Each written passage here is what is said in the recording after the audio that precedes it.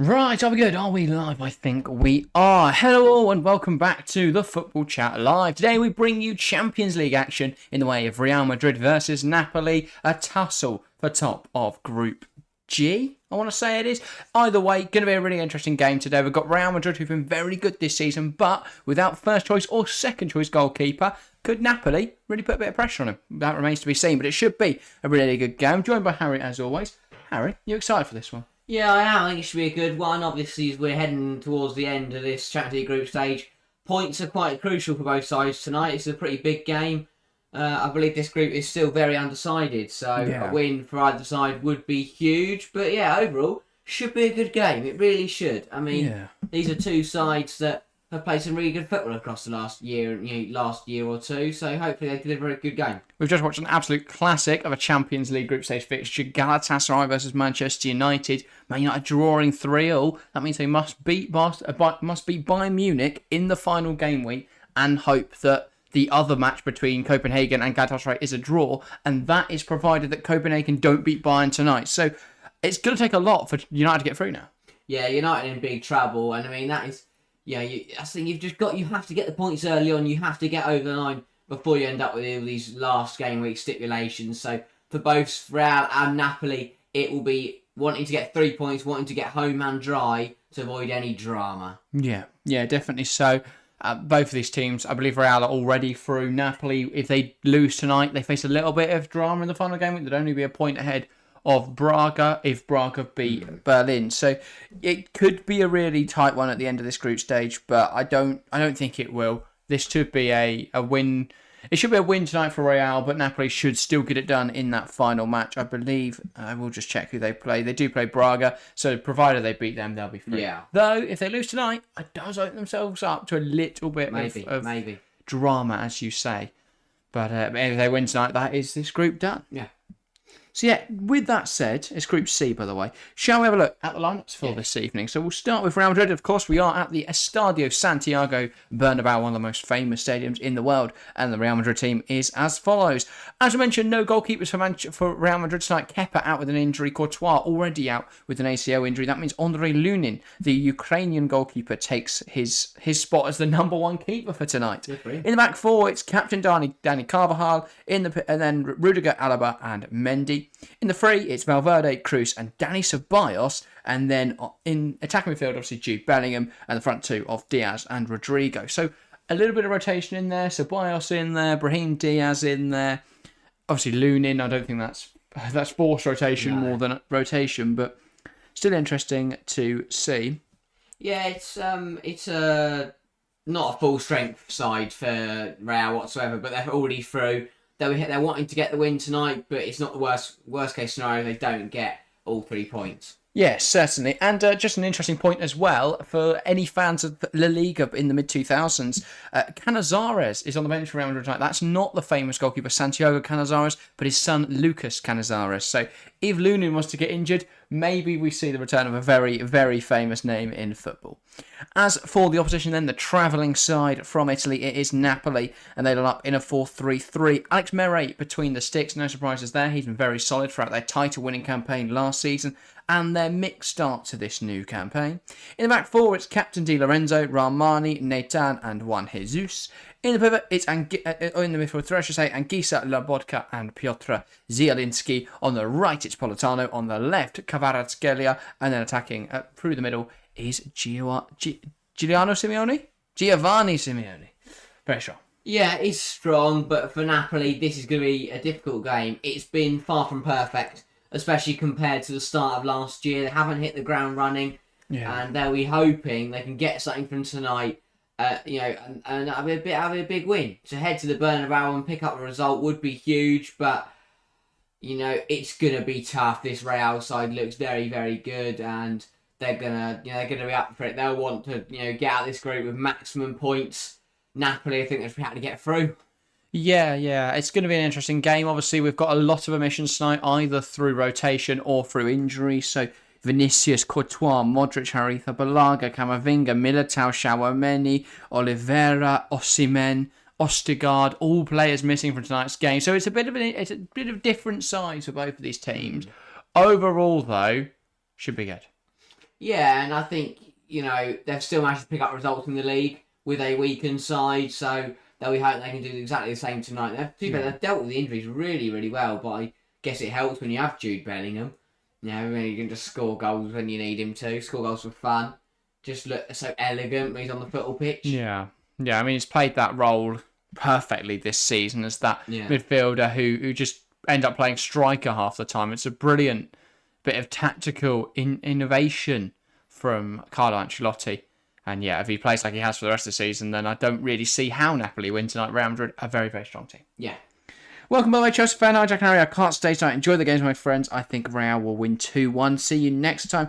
No problem, Chelsea fan. Join us on Friday on the Women's Football Chat for some England action. The Lionesses in action against Netherlands. Or join us Saturday for, definitely the Euro 2024 draw. And then Newcastle, Manchester United afterwards. Yeah.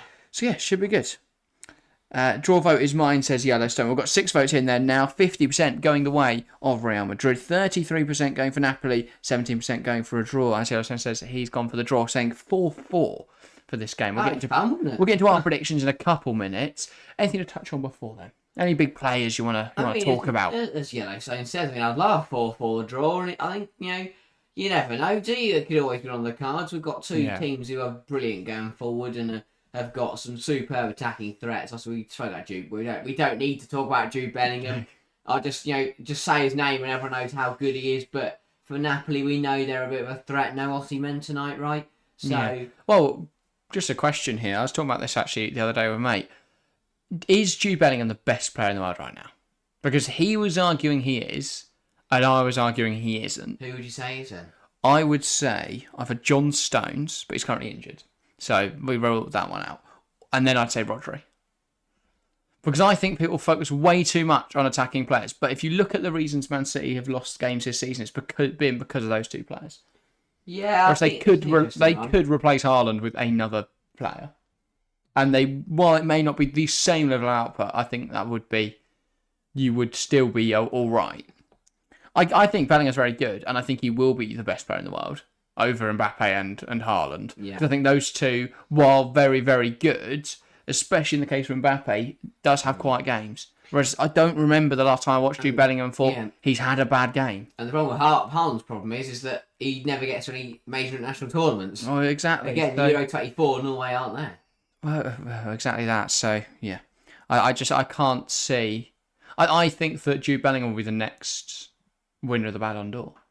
Because I think England will win Euro 2024. I hope so. Real will probably win the Champions League, because I saw Real too. And, yeah. And at the moment, I think they'll win the Liga. Because Barcelona are horrific at times. That, didn't they? So Real are now. Girona, that was never sustainable. I think they'll give it... I think they could still get Champions League football. But especially given how bad other teams have been. Like how Union fell off last year. But still got Champions League football. Yeah, exactly that. Who, to be fair, are in this group with Real Napoli. They've had a terrible time. Well, they cannot qualify for the knockouts, but they could get to Europa League if they beat Braga tonight. So still stuff to play for. Even domestically, they've been really poor. Yeah, it's been a really difficult season. They sacked Adi Huta, though. They've got a new... they've got the partnership. I can't remember their names, but I think it was... It's had a lot of publication, because obviously the assistant is a female, the first female head coach, first female coach involved in a top-flight Bundesliga team, probably the first in a Champions League game. I can't think of any distinct memories of another one. So yeah, it'll be her. She's obviously going to be there tonight. So big for that. Obviously, if Union could win as well, they could definitely still get to the Europa League. Yeah. And in fact, if they do win tonight and Real win, then they could still get through to the knockouts, but it would take a bit of a Hail Mary from Union to get it from deep. But yeah. You're also saying Haaland will soon play Euros and World Cup. This is the last major championship Norway missed for a while. Oh, you think it'll be the last? Because it's not the last one they've missed for a while. They weren't at the World Cup last December, and were they at the Euros before? I don't remember them at Euro 2020. I can't remember, to be honest, but I guess they'll get there eventually, won't they? They've got Erling Haaland and Martin Odegaard. You can't really keep missing your, international. But then why haven't they done this year? They're not going to get any more in any other positions. Unless they suddenly have an influx of centre halves and fullbacks and wingers and players that can actually provide for Haaland, Haaland's not the kind of player that can take the game by the scruff of the neck. He did it for Dortmund a few times, but he's not that player right now. And whether he can develop that for Norway remains to be seen. But the fact that Haaland and Odegaard weren't able to carry him through this year's qualification, it doesn't bode well for future tournaments. I do think they will get to Euros eventually. But you've got to be saying that if they are getting to the Euros, it's Euro 2028. That's 5 years away. Yeah. And then World Cup 26, there's no guarantees there because the qualification is very, very tight. Very, very difficult to qualify. So it could be 2028 before we see Erling Haaland in a major international tournament, which is incredible. And obviously Kylian Mbappe's already won one and lost in a final. So lost in 2 finals. No, he wasn't there in France 2016, was he? He was still 14. Yeah, I don't think he I might have been actually. 5th or 15th. Yeah, because he's 23 now, isn't he? So he would have been 14, 15-ish. But that's crazy. We played Euro 2002, not since, but now a new era. 2002 was the last major international tournament for Norway. That's really? That is incredible, yeah. That's surprising, though. Well, that would have been, what, Peter Schmeichel? No, that's Denmark, sorry. That is horrendous from me. Yeah. That is poor. But, yeah. I'm trying to think of Norwegians. The problem is every time I think of a name, it's Danish. Because Brian Laudrup was Norwegian, one of the two. No, I want to say Danish. Yeah, well, I think it was Ole Gunnar, but he weren't there. Yeah, well, 2002. He might have been. Was he? We would have been right at the end of his era, I want to say. Well, Euro 2000, sorry, yeah. I can't think of Norwegians. Josh King? I don't think he was at the Euro 2000. No, just a Norwegian out there. Yeah. But yeah. We're about to get underway. Well, both sets of players are about to come out of the tunnel. Shall we give some predictions, Eric? Yeah, I mean, it's an absolutely stunning tunnel at the Bernabeu. Really, really nice. Quite intimidating to list how many of each trophy you've won. Yeah, they put on both. They've got to be on both sides of the wall as well. So Real can look at their own trophies, and Napoli can look at the trophies that Real have won. But it should be a win for Madrid tonight. I will go 2-1. I think they'll open the scoring through Bellingham. Napoli will respond through Kvaratskhelia. And then it will be a winner in the second half from Antonio Rudiger. I love it. Absolutely love it. I'm going to go a little bit more convincing, a little more comprehensive, and I will say Real Madrid 3, Napoli 0. Fair enough. I think they could get a goal, but I say they won't. And I will go Jude Bellingham with a brace, and then I will go for... I was going to say Vinicius, but he's not even playing. I'll go down to Ceballos. Since he's playing, I'll back him to get a goal. God, he was a footballer, to be honest. He did vanish for a while. Real Madrid. I know. He's earning £80,000 a week, I think. Probably win the Champions League and the Liga. Might be more than that. Yeah. It's only a couple of years ago, he was just walking around at Arsenal and not really know what to do. Yeah. Yeah, should be a good game tonight. I also like Bellingham as as number 5, playing as an attacking midfielder, because they gave him the number 5 and have really confused everyone by just never playing him defensively. Most 5s are either centre-halves or defensive midfielders. There's not been a number 5 who plays as a roaming playmaker / shadow striker / actual striker. But yeah. So it says we had a good generation with Solskjaer and Torandre Flo, of course, from 1994 to 2000, and played World Cup 94, 98 and Euros 2000, never since.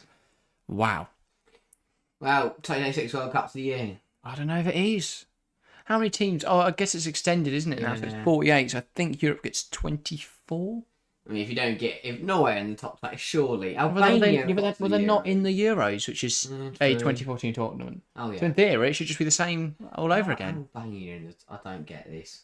Well, because they're better than Poland. Poland got to go through the playoffs. I mean, how have Norway not got? Didn't Norway? Who was grouped with Norway in the Scotland-Spain one? I think, yeah. They live in Scotland.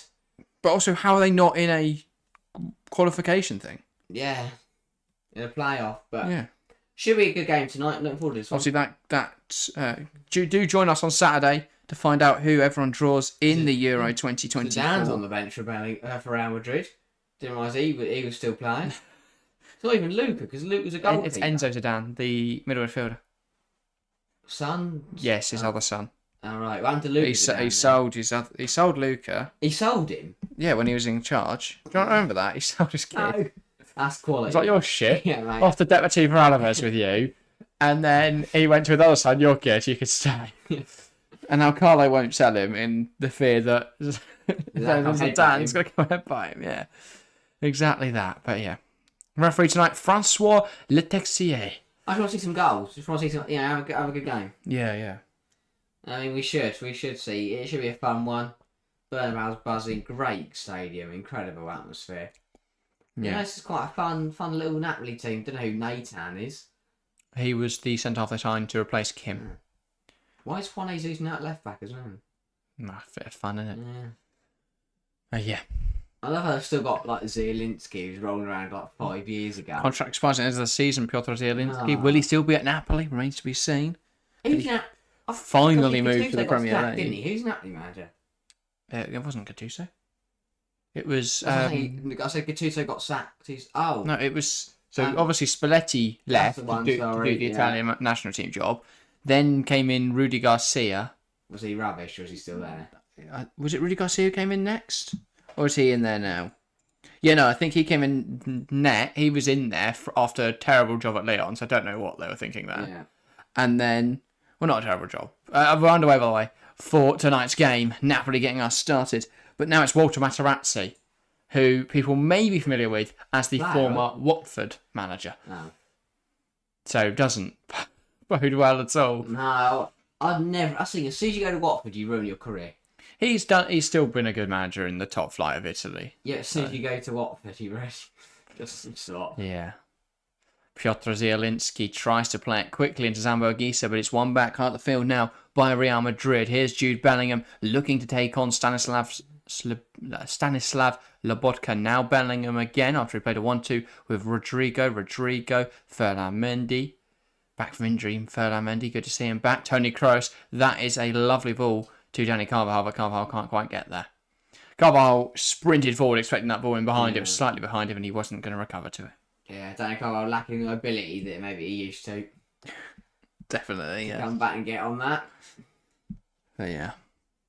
Juan Jesus now goes down the line, and that long throw aiming for Giovanni Simeone, but he was bullied just generally by Antonio Rudiger. He just Brahim Diaz, and he's brought that down with snow on it. Lovely control, and now he bursts inside looking for options. Brahim Diaz, and he's going to keep taking them on here. Rodrigo looks out wide, but he could go alone here. Rodrigo lets one fly, but it's into the hands of Alex Meret.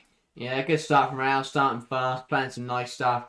This is good from Diaz to keep hold of it. Ceballos it was actually. Sorry to Daniel Ceballos for incredible footwork. Yeah, I thought that was Brahim Diaz with how skillful he was on the ball. Bit of tame effort in the end, really. From Rodrigo, yeah.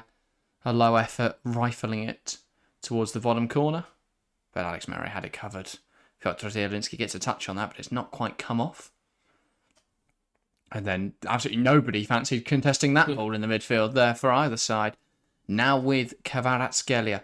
And he could take on Dani Carvajal here. He's got the pace to. Plays it inside to Piotr Zielinski instead. Now Juan Jesus. And Napoli can take a moment just to hold on to possession. It's a very strong Napoli team. I mean, they're missing Victor Osimhen tonight, but it's still very much a similar team to what won the Scudetto last year. Yeah. Obviously, without Spalletti, do you think that is the biggest issue? They don't have Spalletti anymore? Yeah, because they've been rubbish since. I mean, it just felt like under Spalletti that they could beat anybody on their day. And even like this, because in Serie A, they get random games where like AC Milan will lose 2-0 to Frosinone, and no one can explain why. But Napoli didn't lose those games last year. No. They never were faultless. With this year, they've kind of tripped over every single hurdle. That is a wonderful pass, by the way, from Toni Kroos to spread the play. Now back with Ceballos, who looks incredibly composed on the ball tonight. Now it's Diaz. Shifts it to Bellingham. Bellingham driving into the box. Gives it to Mendy. Mendy now on this left-hand side. He's taken too long about it, but he finds Ceballos on the edge. Lovely turn from Ceballos, who tries to feed it through the channel to Bellingham, but it's not quite come off. And now Napoli could break. Matteo Politano with space to drive into. And he's going to use this space, Politano, though Real have recovered back nicely. Kroos tries to come across. Politano turns and finds Zambo Anguissa. Now Juan Jesus. This can't be Dani Ceballos. But it's so good. It's a different bloke. Kvaratskhelia wants to take on Fede Valverde. Now Zielinski. And it's Jesus. Kvaratskhelia, Zielinski, a give and go, and now Kvaratskhelia takes it inside. Ramani lifts it out wide to Zielinski, who will take his time on the ball here. Kvaratskhelia. Juan Jesus. It does make sense having Juan Jesus in there at left back. It does give the right back a lot more space to roam. Di Lorenzo, and as we saw for Italy, I mean, he played as a right wing back at Euro 2020. That's where I remember him most vividly. So very good going forwards. Yellowstone informing us Ostergaard on Napoli is part of today's Norway national team. I mean, that just doesn't bode well for Napoli either. The fact they do have a good centre-half and Kvaratskhelia there, trying to find Di Lorenzo with the long ball, but it's not quite come off. But as I mentioned earlier, Walter Materazzi back on the sideline then as Napoli coach. A surprise appointment, I have to say. He's one of those, it just doesn't look like a manager. He's just like a bloke with a scarf on.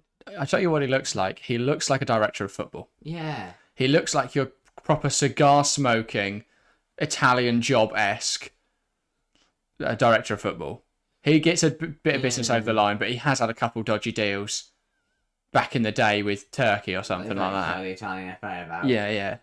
And they'll sell his player to England and make them get punished. Andre Lunin. Now Rudiger. Lunin. Big boots to fill, or should I say big gloves to fill for Andre Lunin tonight. Well, he's done the last couple of games, hasn't he? Yeah. He's done alright. Doesn't really matter when you've got that kind of defence in front of you. You can do whatever you want. Yeah.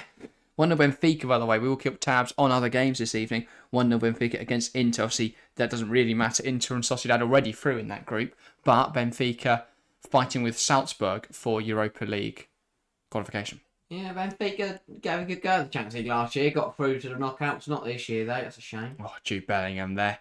Thought he was about to release Danny Carvajal into an acre of space, but the ball just didn't come at the right time. Now Valverde, Carvajal, and Real Madrid spreading Napoli well here. Here's Diaz, and he's fallen over the ball. Sorry, Ceballos, he's fallen over the ball. For the first time tonight, he's not looked silky in possession. He's gone back to his old ways. Simeone doesn't fancy that battle against Rudiger in the air, and fair enough. Bellingham, brilliant turn, and he creates so much space with a simple movement of the body. But he is then halted by Di Lorenzo. A good challenge, actually, from the Italian fullback. Now Juan Jesus. And he picks out Simeone. Good touch from Giuliano. Great Giovanni. tackle. Tony just murdered someone. That is Simeone on the deck, I believe. And the ref has not halted play, no. No, because Everyone stopped. down to bars, didn't they? He switched on. Bellingham. Mendy. Valverde. Carvajal. I thought he might go out wide to Carvajal there, but he goes inside to Ceballos instead. Here's Kroos. Now Ceballos, and it's a good challenge from Simeone. And now Kvaratskhelia can run at them, but Carvajal gets in really well. And now Real have the possession again. 9 votes, by the way, in the poll and chat. 67% of you guys think Real Madrid will win tonight. Fair enough. Definitely the majority and the favourite this evening. 22% Napoli, 11% saying it will be a draw. Make sure to say hi if you are tuning in for the first time this evening, or if you are just tuning in and haven't said hi yet, please make sure to do so. And Napoli trying to come forwards, cut out with a good challenge from Bellingham, but it does fall back into possession of the Serbian Stanislav Lobotka. Ramani, Di Lorenzo, Napolitano.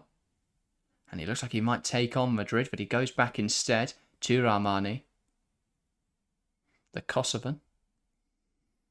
A lot of different nationalities represented across this Napoli team. You've of course got Zielinski for Poland, Juan Jesus, Brazil. Natan's also Brazil, of course. Mere, Di Lorenzo, both Italian. Lobotka for Slovakia. Slovenia? No, it's Slovakia, isn't it? Ramani for Kosovo. Zambo and Gisa, Cameroon. You've got, Nigeria and Georgia up there as well, up front. Now they're coming forwards, Napoli, but it's stopped in their tracks. Politano does now find Kivica Kvaratskhelia, who will look to drive inside. Up against Carvajal. Here's Politano. Now back with Kvaratskhelia. Drives inside, takes aim, blocked by Tony Rudiger. But he'll pick it up again. And the Georgian winger looking to cause issues. Crosses one. Di Lorenzo touches it across. Simeone. Is that saved?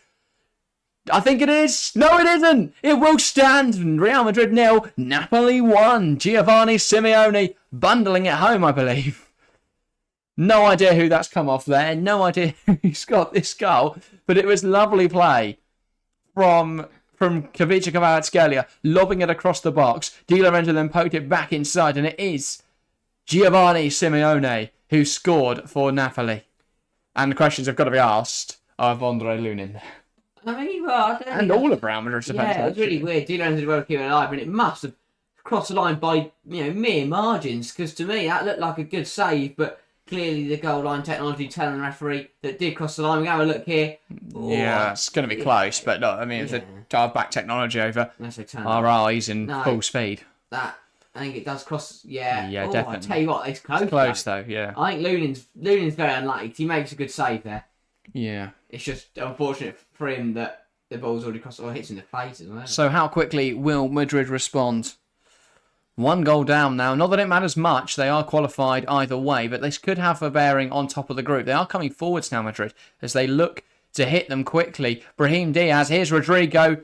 Darts inside, Rodrigo! And that is an effort of the highest quality. Cuts inside on the edge of the area and settles the score as quickly as they went down. Real Madrid 1, Napoli 1, and they're back level, much to the dismay of the Napoli backline. What an incredible first 10 minutes it is. We're catching our breath from the first Napoli opener, and Rodrigo just takes the ball and smashes it top corners. It's brilliant. Napoli caught short on the halfway line. Madrid play it very, very quickly, and Rodrigo... It's so good. Rodrigo just cuts inside here, opens up his body, opens up the space, and aims for the top right corner, finding it inch perfectly. Lovely effort as it curls top corner. Mere had no chance. That was beautiful. Absolutely beautiful. I mean, lovely. We're all square again. Lovely, lovely connection. 2-0 Benfica, by the way. João Mario with a double there. Blimey, goals galore in the Champions League in these first 10 minutes. And this is really nice football from Real Madrid once again. Rodrigo's coming forward once again. He's running at him. He uses Jude Bellingham. It's a 4-on-5 here. No, but Napoli have got back now. Bellingham looking to make something happen. Puts the ball into a dangerous area. Nathan's not dealt with it, but he does now hack it clear to Kavica Kvaratskhelia, and he's going to look to drive away here. And frustratedly, he kicks the ball away as it's called for a foul on Dani Carvajal, who goes down softly, and he risks being booked here. I don't know, actually, I think he did just play the pass. I don't think the foul was given straight away. No, it's a rogue finger in the face that's... Soft one. Very soft. Been called back for. 1-0 Arsenal, by the way, and it's Kai Havertz continuing his rich vein of scoring form to give them the advantage against Lens. Yeah, he's having a great time. Yeah. 2 from 2 now. Yeah, maybe he's going to find some form. The winner against Brentford, now the opener against Lens. That's Simeone's first goal in this season's edition of the Champions League. And he has played all 5 matches. Guessing a lot of those were sub appearances, but they are still fixtures played nonetheless. I mean, both teams need to all on settle now. That's a good ball in. Also got rid of his head, but that should be a corner. Oh, I thought... No, not in the eyes of Francois Letexier. Thought he hit one Jesus there. Maybe not.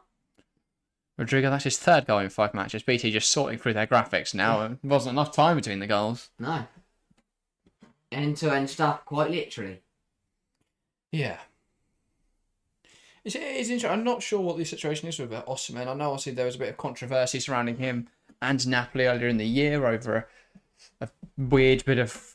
it's a weird racist joke from their TikTok page that resulted in a load of controversy for the club and for him. But yeah. Yeah, that's a bit of a weird situation. Not exactly sure what's going on right now. I know he's on the bench this evening, which is an odd call if he is fit. So it may be some sort of injury concern. Fantastic tackle that from Jude Bellingham, and Real have possession now. Bellingham, Ceballos, now Fede Valverde, Cruz. Valverde. Bellingham, lovely turn, and he finds Ferland Mendy out wide. Jude Bellingham shuffles inside. Rodrigo, Valverde, the quick give and go, 1-2 combinations, and Real make up so much ground. Carvajal puts it inside, and Rodrigo's effort flying over the bar, but another good passage of play from Real Madrid as they look to go ahead. Yeah, really good football. Jude Bellingham, he's world class, isn't he? Carvalho's got loads of room here. Does he ask too much of Rodrigo there? Maybe, but really, he's got to keep that down. Just can't arrange his feet in time to aim that effort goalwards. We are seeing a replay of the goal line technology here, confirming the ball did go over by quite some distance in the end, to be fair. Lunin, though, doing his best to keep that one out. As far as goals go, yeah. Hardest ones to see on it is in the air. But yeah. That's why we have the technology, eh? Very, very close, though. Very close. Yeah. Ipswich 2-0 up, by the way, against Millwall. Massimo Luongo with the second goal in that game. Blimey. Nathan moves it out wide. Now Kvaratskhelia. Zielinski. And that's a lovely body feint as he turns into a lot of space. Now Rahmani moves it out wide. Politano looking to go one-on-one with Mendy, but now goes inside. And that's a bit of a wayward, drifted ball into Juan Jesus. And his ball up the line hasn't quite come off.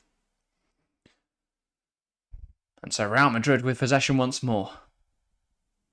It's been very Maserati Watford, I would say, this Napoli performance so far. Very much, we are the underdogs here. We're not going to have a lot of the ball. But it's working to a certain extent. Yeah, I think they'll be frustrated that as soon as they scored, they decided to give Real one back again. So that'll be a bit frustrating. But I think apart from that, they've started well here in this first 15 or so. Yeah. Here is Ferland Mendy. Now Jude Bellingham looking to go up the line, but hasn't quite come off. And now Napoli coming the other way, though. That is overhit from Piotr Zielinski and out for a throw. Let's just seeing a replay of that goal again then. It's really smart ball into the box from Kvaratskhelia. Great run from Di Lorenzo. And Simeone making that classic number 9 burst into that 6-yard box, into the dangerous area, and he manages to get a tap in. To be fair, you can argue Simeone gets a bit lucky, actually. That does cross the line, because it wasn't a great finish. No, he put it as close to Lunin as he possibly could, I think. Oh, Real's quality. And Diaz, though, that is over here. But Rodrigo's going to give it his all to get there. Hooked away by Rahmani, but Real can continue to just turn that notch, turn that dial of pressure onto this Napoli backline. Here is Zielinski. Now Politano hasn't got the beating of Toni Kroos, and that is back with Madrid. Here's David Alaba. And he needs some sort of forward option here. Kroos. Mendy. Options across the pitch. Here's Rodrigo. Lovely flick inside to Diaz, who goes down, but doesn't need much convincing to go down. And that isn't pulled back for a free kick. Napoli play on. I don't know. That seemed a bit of a strange one to me. I don't think there was a lot of contact in that. I think he got the ball first, but that was so Tony Rudiger. It's very intriguing as well to see the comeback for Brahim Diaz into this team, because he was shipped off on loan to AC Milan. It looked like his future at Madrid was over, and yet now we're reaching a situation where he's starting in the Champions League against Napoli, in what could be a crucial game for Madrid. Well, sorry, I can't. Tony Rudiger, he's such a great player to watch, because he just does things. That was a bit of, it wasn't a foul. That was good. It's a decision. But Napoli gonna get us going again. But as you say, I think Diaz. It's really interesting to see players like Diaz and Ceballos on the pitch tonight. Players who thought they were kind of down and out, and would it be? Yeah, but at least Ceballos stayed at the club. Yeah, I suppose. Did go for Arsenal for a bit. That didn't go great.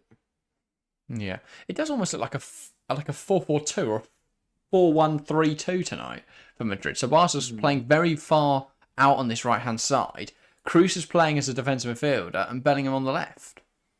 But I think that is just the fluidity of this system. I mean, it's almost a 3-5-2 at times as well, with Bellingham look on that left-hand side and Carvajal pushing forward. So, yeah. It's a very fluid system for Madrid. Yeah. But yeah. Anyway, Zielinski. Rahmani. Nathan. Has he got a forward option? Not really, but he goes back to Juan Jesus Zielinski. But yeah, Madrid not really known for loaning out their youngsters. I have no idea where Rainier Jesus is right now. Could be anywhere. I believe he's at Girona, right? Actually. Maybe not. I don't actually know, to be honest. Have a look. Well, yeah. Now and trying, they play really nice football. Was it Frosinone? He's got 1 goal and 2 assists in 6 appearances for Frosinone this season. On permanent or a loan? It's a loan deal. Bit of a weird loan. If Yeah. Real feel he has a future at the club, but they're loaning into Frosinone, who are currently 10th in the Serie A. So they're not going too bad. A bit of a quality difference. Here is Carvajal. Arsenal Frosinone, that mate. Thought it'd be cheeky, try to play it for the legs of Juan Jesus. Juan Jesus having none of it. And once again, this is... And Arsenal double their advantage at home to Lens. It's 2-0 now to the Gunners. That's big for them, put them out of sight. They can then maybe think like resting Bukayo Saka in the final game week. Who knows? Probably not. They'll rest everyone else. Yeah. They're in perma, Saka back. Gabriel Jesus with that goal, by the way. The Arsenal team is so strong considering that... Playing tonight? Yes. Of course he is. It's an Arsenal game. Have you ever seen an Arsenal game where Bukayo Saka doesn't start? When was the last when he wasn't injured? When was the last time he didn't start when he wasn't injured? Is what I'd be intrigued to find out. No, because he just plays even if he is injured. So it doesn't. Nobody knows. Ever since he started playing for Arsenal, he's not had a good day off. Anyway, Madrid looking to fashion some sort of opportunity here. High up the field, Carvajal. Now Ceballos. Ceballos moving it inside. Alaba. Toni Kroos. Lovely switch of the play to Dani Carvajal. Carvajal. Ceballos. Rudiger. And now Real recycling it. Kroos. Alaba. Lovely ball. Jude Bellingham. Lovely header. And that is Real Madrid taking the lead. Madrid 1. Napoli. Madrid 2. Napoli 1, I should say. Brilliant header from Jude Bellingham. Inch perfect delivery from David Alaba as Madrid take the lead. That was brilliant from Jude.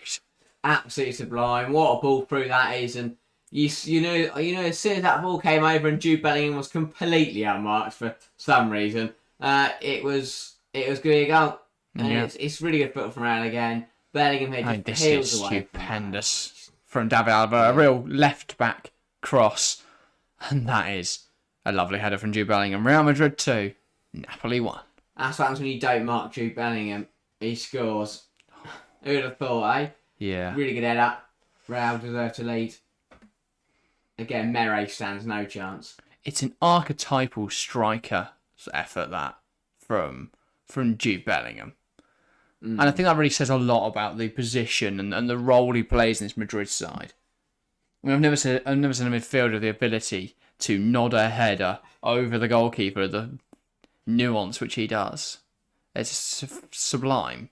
Absolutely sublime from Jude. I think it feels like there's no power involved in his play sometimes. Yeah, it's effortless, isn't it? Almost so casual to his game. It comes so easy to him. And he's added another there to his account, another to Real Madrid's scoreline. I mean, 10 minutes ago, Napoli had 1-0. To Madrid's scoreline. Yeah. And they are looking now to do what Madrid did to them earlier and level it up moments after the goal. Here's Jesus. Zielinski. I don't think Yellow's going to be far off with 4-4. No, probably not. The way this is going, that's a great shout. By the way, speaking of Bukayo Saka, he has added a third for Arsenal, so they can probably sub him off now. That's going to get nasty for Len. Oh, this is really good for Napoli. Inside to Simeone. Simeone, lovely effort, but it's saved well by Lunin. Tries to give it in play. That has left the field, though, and it is out for a Madrid goal kick. Yeah, good effort. Simeone knew he had to get the shot away early because he was being chased by Antonio Rudiger. A really quick turn, a really sharp turn, and a lovely effort. Decent stop. Yeah. Should have been caught, maybe, but good save. But considering the meal he made of the last few he's had to save, I think they'll take that. Yeah, that's what you say there. For the number 5, it's 4-4 in the UCL this season. A far cry from the numbers he was putting up at Dortmund. Not really, he's really at Dortmund, but the difference is the fact that Dortmund are in the Champions League. We got, No, they're killing it this season. Yeah, no disrespect to them, but in the league, when Bellingham was there, they were knocked to the Europa League and losing to Rangers. So, yeah, maybe selling Jude was the answer. In the year they challenged for the Bundesliga title, they get dumped out to Rangers nearly. The year they're miles off everyone, they're actually flying in Europe. They're going to go to the Champions League semis or something. They get out in the final against Real Madrid despite finishing 7th in the Bundesliga. Well, they need a draw in their final match day and they'll finish top of that group, which is a lovely seeding for them. Because if you think about the teams that are second, we've got Galatasaray or Copenhagen at this rate. United. No, piss off. It's not that. I was going to say, they're not getting that easy a draw. Also, sorry, but they would be the best 2 home legs of European knockout football ever. Galatasaray and Dortmund. The atmosphere would be electric. Yeah, I would have said, well, I think it would be rivaled by a Dortmund-Liverpool, but obviously that can't happen this year.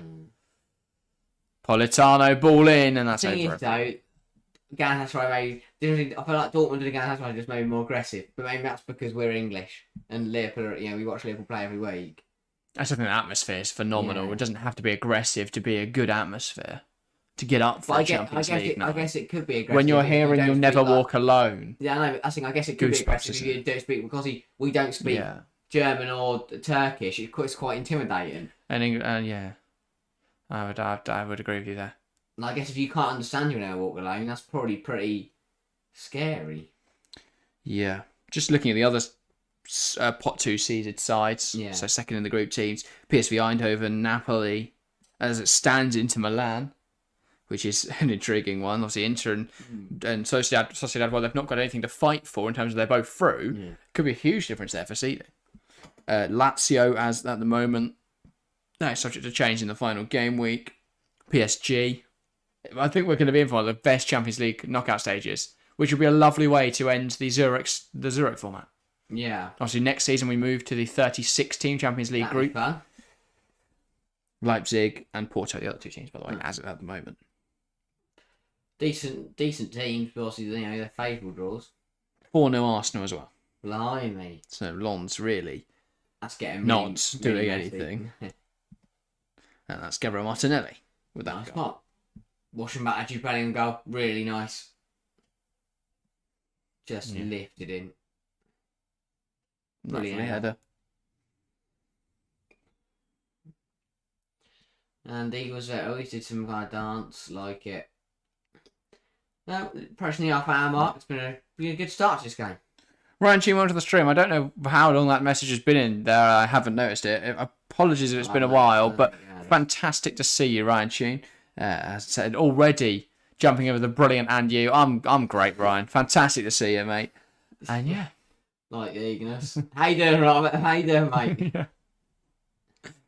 Before we can even ask him, he's got an answer ready. He knows what's coming. But yeah, great to see you, Ryan. Thank you for tuning in, mate. Who's on the deck here? So Zielinski, he just got caught there by Fede Valverde. There wasn't a load of contact in it, but enough that he's gone down. I think it was just a stud to the ankle, but... Yeah, they're going to hurt, especially on a cold night. That's not what actually how cold it is in. It's probably still very cold. Well, quite cold. It's not going to be like it is here. One. Yeah, it's freezing here. Quite literally. No, well, that's... Yeah. If we had some water, it would freeze. No, not in the studio, I don't think. If not, we would be sat here in coats shivering. Actually, we just had like ice. you, Frozen over. You look down, your drinks just turn to ice. We sat here and smash it apart. Napoli bringing the ball forwards now. How come Napoli aren't in blue? Juan Jesus. I'm guessing it's more to do with the quota of having to fulfil a number of games in the away kit than it is a kit clash. Though it could also be officials. Yeah, but they could be in pink. Oh, they are wearing blue. But I'm saying officials can wear any colour. Unless their goalkeeper's in pink. Good point. I haven't It seen. might be the Premier League. The only way have weird like put Simon Hooper in luminous like orange. Well, they can't always wear blue because then, Yeah, I know. like, City would never they wear have- their home shirt. But I think UEFA might only have like blue, black, and luminous yellow. Whereas the Premier League got pink, green, no, that's like orange, light blue. Well, the Premier League obviously most commonly have black, but then they've introduced loads of different colours in recent years. And Simon Hooper's the only ref that never wears black.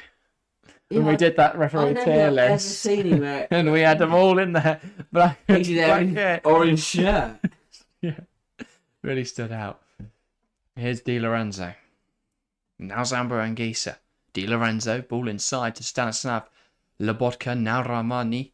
Here's Nathan. Napoli have played some nice stuff today. I'll give him that. Nathan, he's caught in possession there by Brahim Diaz. But it's now Vicha Kvaratskhelia, and he takes it past Danny Ceballos. Zambo Anguissa flicks to Kvaratskhelia. The Georgian takes aim, and it's blocked by David Alaba. And now Rodrigo looking to burst forward, and he's got away from Rahmani. This is an easy chance for Madrid. They were actually really good defending from Juan Jesus, who comes across. Here's Brahim Diaz, opens up his body, strikes across goal, and it's just wide of the post. Yeah, for the left Really nice. defender, but not quite on target. Really nice breakaway there from Real Yeah, I Madrid. thought it was brilliant play. But unlucky from Zambo Anguissa, Kvaratskhelia. bring it out the... Just got to get a more convincing contact behind Get that. some airtime on it. Yeah, get it up in the air. Aim for that top corner, because I was recovering from the Right. Zambo Anguissa little flick around the corner.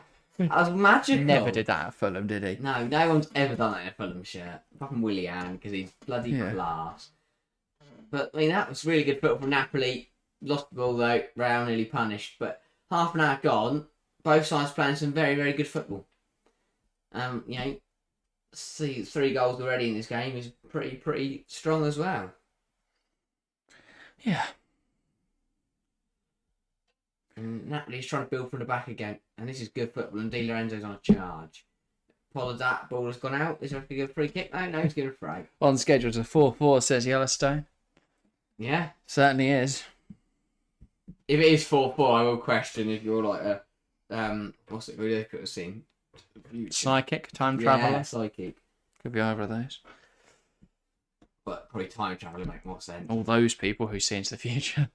No, see into the future in inverted brackets. Yes. Believe in the paranormal. I want to meet someone that's gone to one of these like mind reading things because you only see them on like TV, don't you? Might try one. Antonio Rudiger. Ceballos. Carvajal.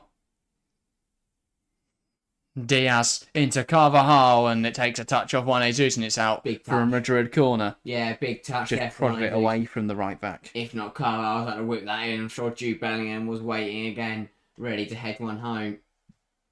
But 3-0 Benfica as well. Aye, I good don't know if defending. that's João Mario completing his hat-trick or not. I'm hoping it is. That's brilliant of it. Plenty of goals in the first half an hour of UCL tonight. It's been a brilliant night so far. Saw 6 goals earlier in Turkey. We've seen It is. João Mario's got a Champions League match ball to 3 take goals home. in Lisbon, 3 goals in Madrid, 4 goals in London. Yeah, none in Bayern, Copenhagen, or Braga Union, or Yeah, Real Bayern Sociedad. Storks have got Oh, Copenhagen he's like a superhero in goal, hasn't he? His mask. He's quality. Ball in, Rudiger. Rabara, only one save so far. Put 2 feet on the floor. He's lining up like dominoes and just like bowling. He's like they're bowling. He's just knocking all that at the same time. They're the pins. Yeah, he's just got a strike. Predicting is more logic than magic or luck. Yeah, sometimes it is, but 4-4 is not a logical prediction, I wouldn't say, Yellowstone. I think maybe put it in Chelsea to beat like Real Madrid 3-0. Like that. No, but you wouldn't predict that, because that wouldn't be logic. That would just be a stab in the dark. And equally, I think logic would have, if logic prevailed, Everton would have beaten Manchester United on Sunday, because everything pointed towards that being the case. But then Alejandro Garnacho whipped out an overhead kick after 3 minutes, and that killed the game. Yeah. But I didn't see the protest either. I was fuming. that's throughout the match. But yeah, Did they actually show any? 10th minute was the biggest. No, I didn't tune into the match. I've only watched it since, but I didn't see whether they put this, whether Sky did end up sticking with their decision to put crowd noise over so that it would cut out the Everton protest. Can't actually score. That was rumoured to be happening. I think Sky said it was going to happen, and then I don't know if they bottled it after the Everton fans threatened them. Foul on Ceballos there, free kick for Madrid. Not a bad area this for a free kick. And they're playing it quick. And it's brought down well on this left-hand side by Rodrigo. Now Jude Bellingham. Toni Kroos lifting it towards Bellingham. Lovely touch. Toni Kroos on the pitch. I've not seen Toni Kroos. You just don't notice him because he just does what he needs to do. I've never seen him playing as deep as he is tonight. Mendy, score a goal. Kroos. Mendy. Even his boots aren't flashy. He still wears 2011. Love it. Absolutely. Adidas Tiempos, I believe. I like that. No, he's not. He doesn't care. Adidas has to custom make him a pair every time he needs a new pair. He's not because they don't make him anymore. He's not in football for the fashion or the money or the glamour. But I think they have now brought him out his own range of boots that are like a modern version of the What Tiempo. a battle this is, by the way. Rudiger versus Kvaratskhelia, and it's taken a foul to stop Rudiger from dribbling past Kvaratskhelia. It's just not the way around it should have been. He won the ball. It back and goes, yeah, I'm going to run past you now, mate. Yeah, my ball. Let me run. And eventually brought down to the ground. Love it. And him and Carvajal share. That did not look like a friendly high five. That looked like more trying to hit him. Valverde, Carvajal. Lovely ball into Bellingham. It just pivots on it. He's taking the mick. Swivelling on the ball. Now it's with Diaz. Tobias. Diaz. Options in the box. Can he pick them out? Ball in. Taken away from Ferland Mendy by the head of Rahmani. But it's still alive for Real Madrid. Bellingham, well, he could go alone, but he opts to pass it instead. Valverde. Now Ceballos. Welcome to the stream, Daz, saying big up. What games are you doing this weekend? We are live on Friday on the women's channel for the England versus Netherlands game. Then on Saturday we have 2 live streams. We've got the Euro 2024 draw at 4:45, I believe. Yeah. And then the Manchester United Newcastle game in the evening, and then we are live for Manchester City Tottenham on Sunday. So a lot of streams this weekend. And then next week we are live on Tuesday on the women's channel and Wednesday on here for Chelsea Man United. A Tuesday game is the England-Scotland match. Though we won't be live for that if we lose to Netherlands. All depends on the Netherlands game on Friday. And whether we still have an Olympic qualification to fight for. And obviously how many people, if 1 million people tune in on Friday, then we are covering the Tuesday game. Alright, I am at least. You know, head over to the women's channel, subscribe out already. Yes, indeed. Di Lorenzo. Lobotka. Nathan. And now Juan Jesus. Yeah, it's frustrating. What was I going to say? Lobotka again. We can't watch as much of the Liga as we want to. So we barely watch Real Madrid. Yeah. Well, I checked because we Serie A into Napoli, put that on this weekend at some point, depending when it is.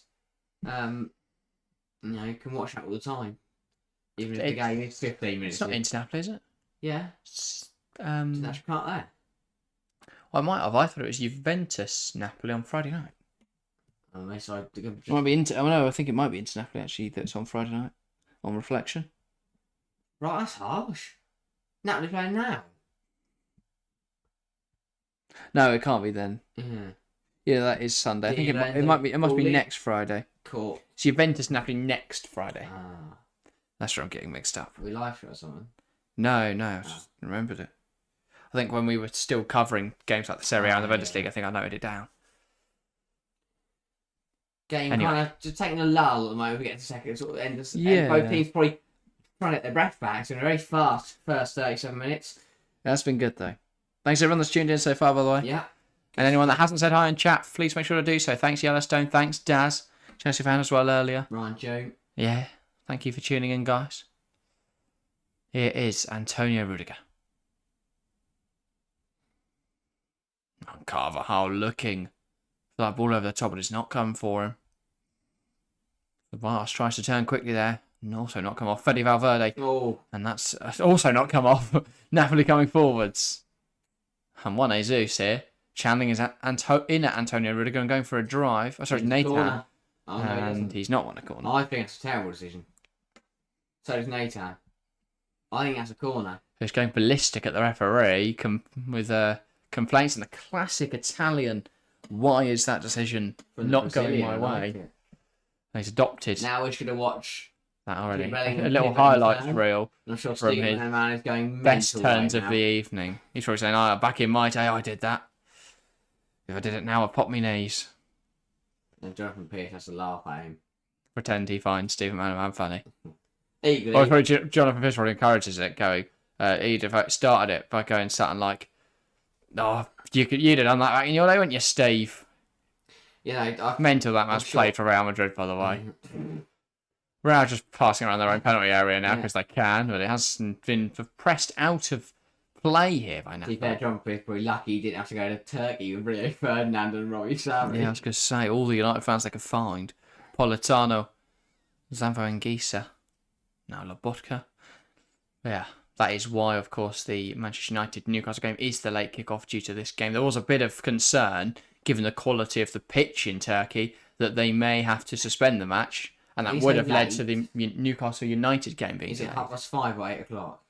What? Newcastle United. 8 o'clock. Well, Saturday. You knew that. We were covering the Euro draw before then. Yeah, I didn't really put two and two together. But also, yeah, no, I've seen a lot of people saying, I hope the game's delayed because who wants to watch football at 8 o'clock on a Saturday? But obviously that didn't happen. No. We know now. We've seen it happen. So this is another delay. Didn't they go? What do you mean? Oh, Newcastle bus could get stuck somewhere. If the Newcastle bus gets stuck I somewhere. can actually that to 9 o'clock now, so even later. Yeah. Yeah. Equally, when games get delayed by an hour and we're live, I usually do pretty good. So, again. yeah, someone stopped the Newcastle bus in a non-confrontational Carvajal miles way. offside there. Oh, And, no. we've got a goal elsewhere in the Champions League tonight. It's Union 1, Braga nil. That's big for Union then. Yeah. Try and pick up some points to get, say, in Europe. Well, that would put them third.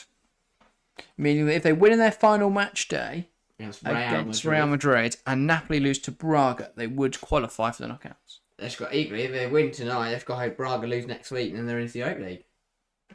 That is also an option. Which I think they'll take, saying how bad they've been this year.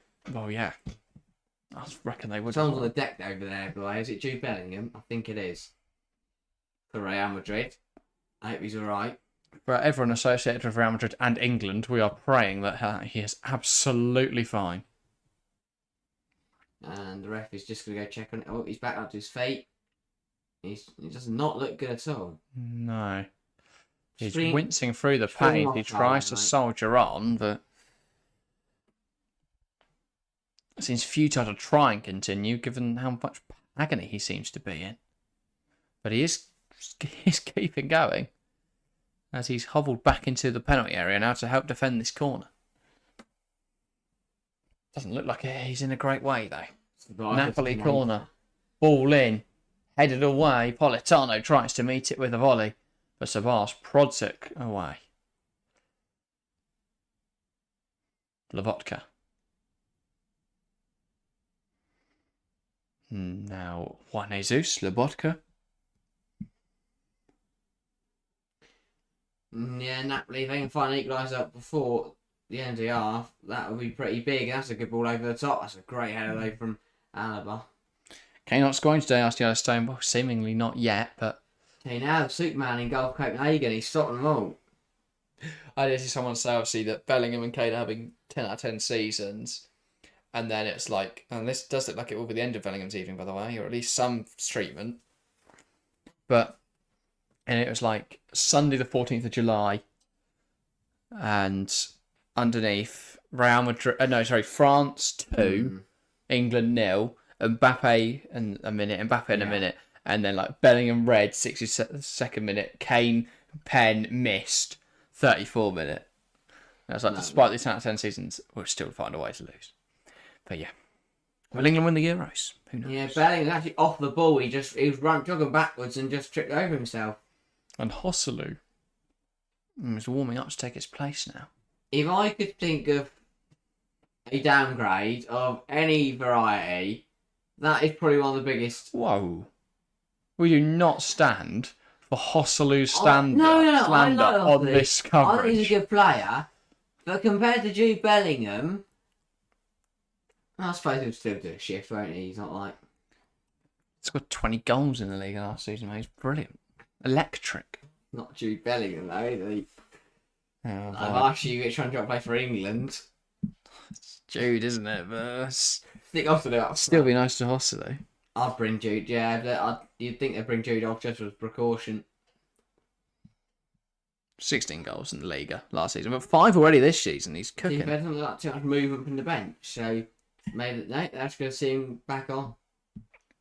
Interesting decision. Maybe if you could try and hold on till half time, they're reassessing. Maybe so.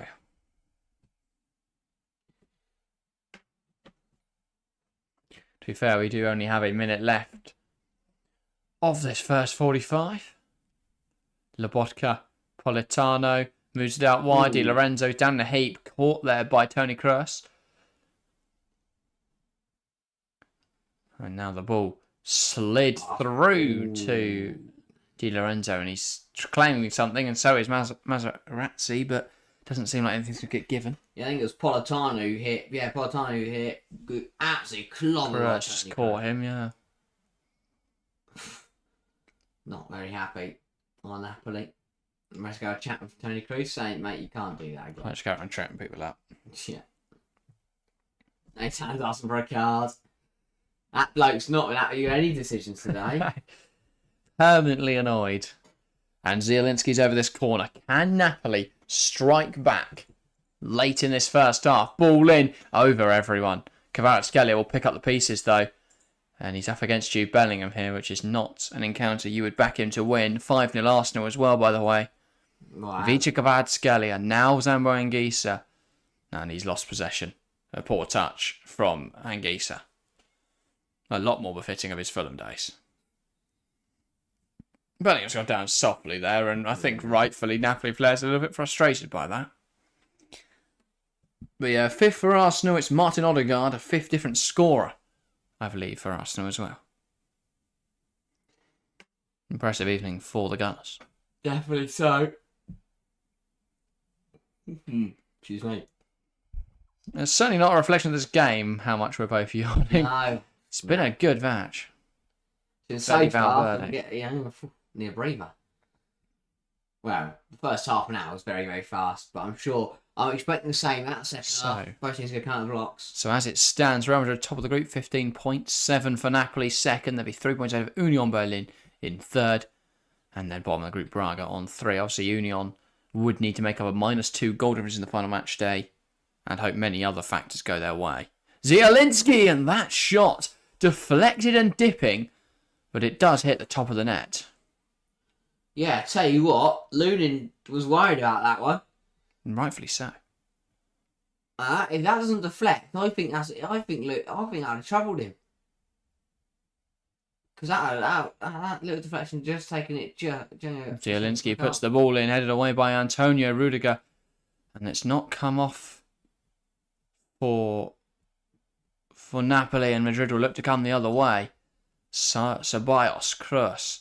Now Rudiger. Rudiger moves it out wide. Danny Carvajal, and he's got options around him, and he opts to go inside. Valverde, Rudiger, Kroos. We are fast approaching the end of this first 45. Lovely lifted pass into Brahim Diaz. And a touch, a poised touch, an elegant touch. But his ball into the box isn't of the same quality. And a throw now for Napoli. From Madrid, sorry. Napoli with some defending to do. Carvajal. Goal now be very frustrating from a Napoli point of view. Valverde lets that run into Rudiger. Now Kroos. Valverde. Look to drive inside, but it goes back to Rudiger. Now Kroos again. Lovely ball lifted towards Carvajal. And he uses his chest wonderfully to open up the space. Here's Brahim Diaz and his shot. Away with effort. That wasn't blocked. Wow, that is a terrible effort. Yeah, he could just call that all wrong. Got it crossed up. Lovely from Carvajal to create the opportunity for the cross. He touched it around Nathan. And then his shot left a lot to be desired. Yeah, I thought it clattered off the thigh of Nathan, but clearly not. No. It's riveting, really, to watch Madrid. Such an exciting team. And, well, They're strutting their stuff tonight, but Napoli coming forwards here. Great ball in from Di Lorenzo. That's incredible. Hooked defending. away by Rudiger. Incredible defending. Away from the diving dart of Giovanni Simeone. And now Bellingham takes it through the legs of one, and it's won back by Napoli. Nathan. And again Bellingham just down, holding his foot. But he is back up quickly. Rodrigo, no? Oh, sorry, yeah, no, it's Rodrigo. Kvaratskhelia. Both of them down, both of them holding their foot. Yeah, both not in a great way. Zambo Anguissa. Zielinski. Lifts it towards Di Lorenzo, and his header cannoning off of Mendy and up into the air. Lunin claims it well. Lunin makes everything look 10 times more dangerous. That was quite a tempting ball. Not on purpose, but accidentally. And that is the last action of this first half then. There was a call here, I think. I'm not sure what the complaints are for.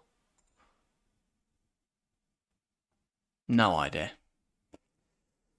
why we're reviewing that. An incredible piece of defending. Yeah, I think that's what it is. But yeah, lovely stuff then from Real Madrid at half time. It's Real 2, Napoli 1. Really good half of football. Do you want to take a moment while you give your thoughts on the first half? I'll be back in a moment. I will get something. Do you want to drink? Yes, please.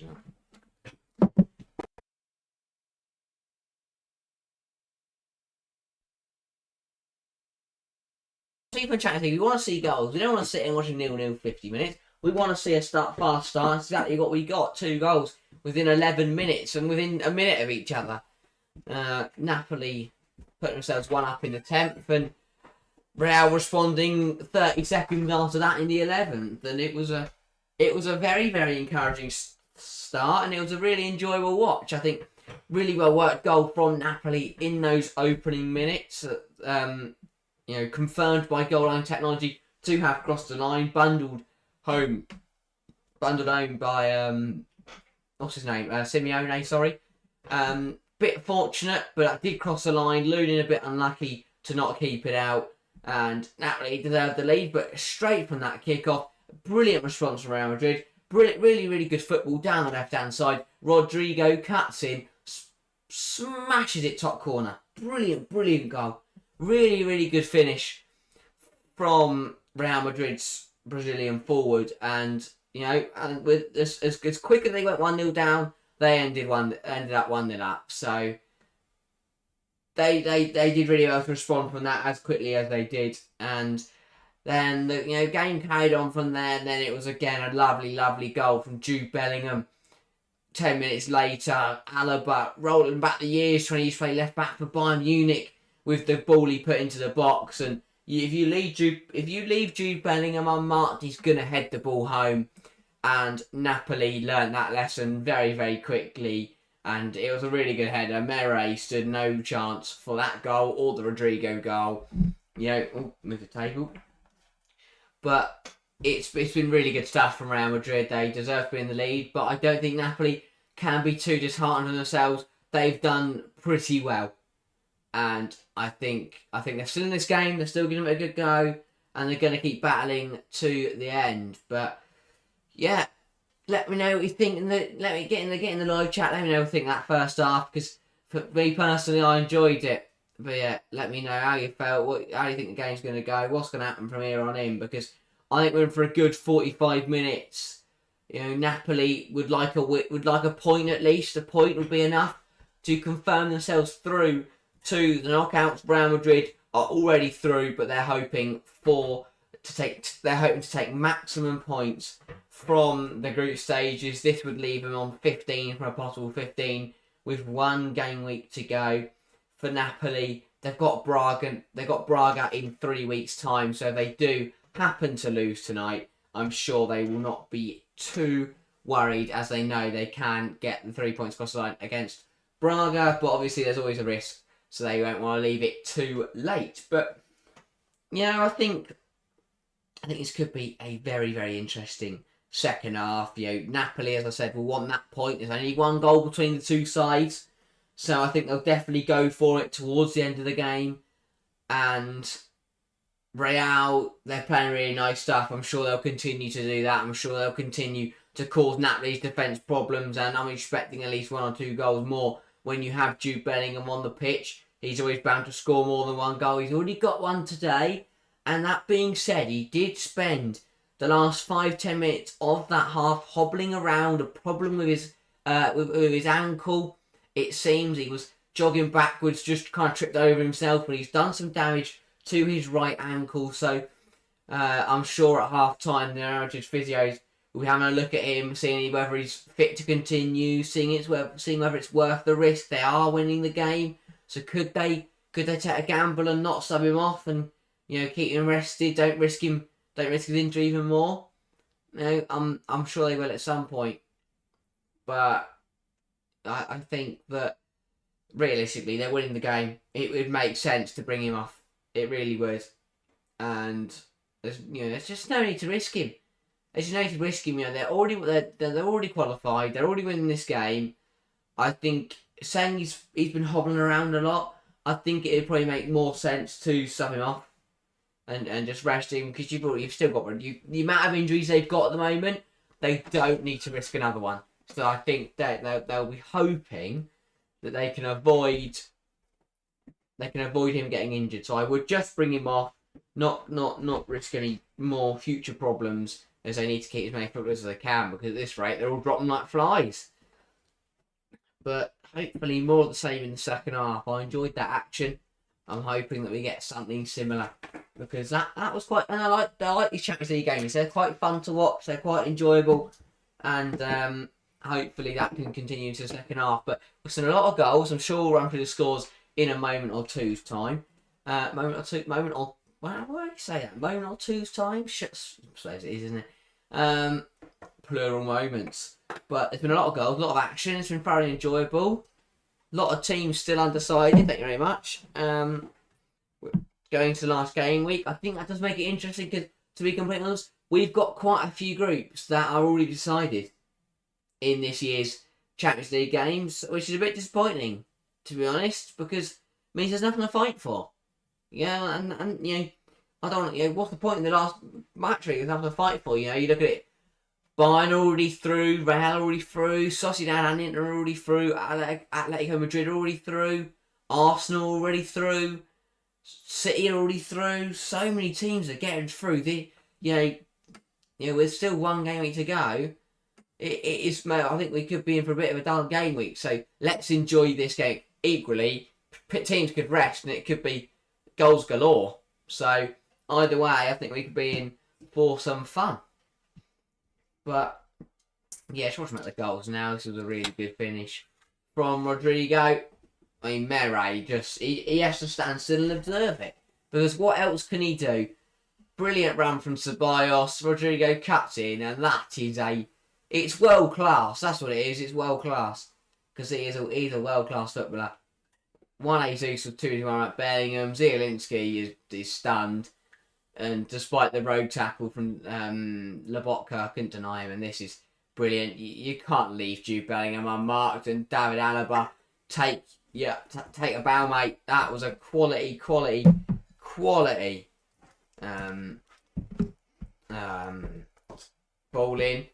And really good from Jude Bellingham. Miles on the side. Knows about that. Just on Rodrigo, do you think he's the unsung hero of this Madrid team? 100%. Because everyone goes, we've got Bellingham, we've got Vinicius, and no one talks about Rodrigo. Yeah, he's had some very clutch moments in Champions League. I think he got a lot of praise and what's the word? Can't think now. But he got a lot of praise. There was a lot of talk around, just a lot of discourse around him in the knockouts of last season, because there was a lot of clutch moments and throughout the last few years, actually. Yeah, exactly. So he's had those big moments, but there hasn't really been a consistent run of form from him. He's always been overshadowed by Vinicius, by Jude Bellingham, and by Karim Benzema, obviously before this season. So yeah, I think that's quite interesting. But definitely a very, very good player, but never really got his flowers, I would say. Never really got his due credit. But yeah, very good player. Overall this evening, it's been a very exciting game. Madrid have shown their quality at times. Napoli have shown perhaps a little bit of inexperience, a little bit of youthfulness, a little bit of, I wouldn't call it casuality, but I would say at times they've not matched Madrid for tempo. and work rate. I mean, they've had a couple of good chances. This one at the end of the half, Zielinski's deflected effort, dipping a lot. And that did worry Lunin. But yeah, I feel that Napoli, especially without Spalletti, just don't work as hard as they used to. And I'm sure Materazzi will be keen to knock that out of them. But yeah, overall, good game so far. Very good game so far. And across the Champions League, we've had some fantastic fixtures this evening. Just to have a quick glance then throughout the Champions League. I have to get to it now. In Group A, Bayern Munich are 0-0 with Copenhagen. That would be a very, very good result for Copenhagen. Very bad for Manchester United. As for Group B, Arsenal 5, Lens 0. And earlier on this evening, PSV Eindhoven beat Sevilla 3-2. In Group C, Union Berlin are 1-0 up against Braga, which at the moment would place them in the Europa League qualification places. And obviously the game we're watching 2-1 to Real Madrid. In Group D, it's Benfica 3, Inter 0, which gives Benfica a good chance of going to the Europa League. João Mario hat-trick in that game. And then Salzburg and Sociedad is 0-0.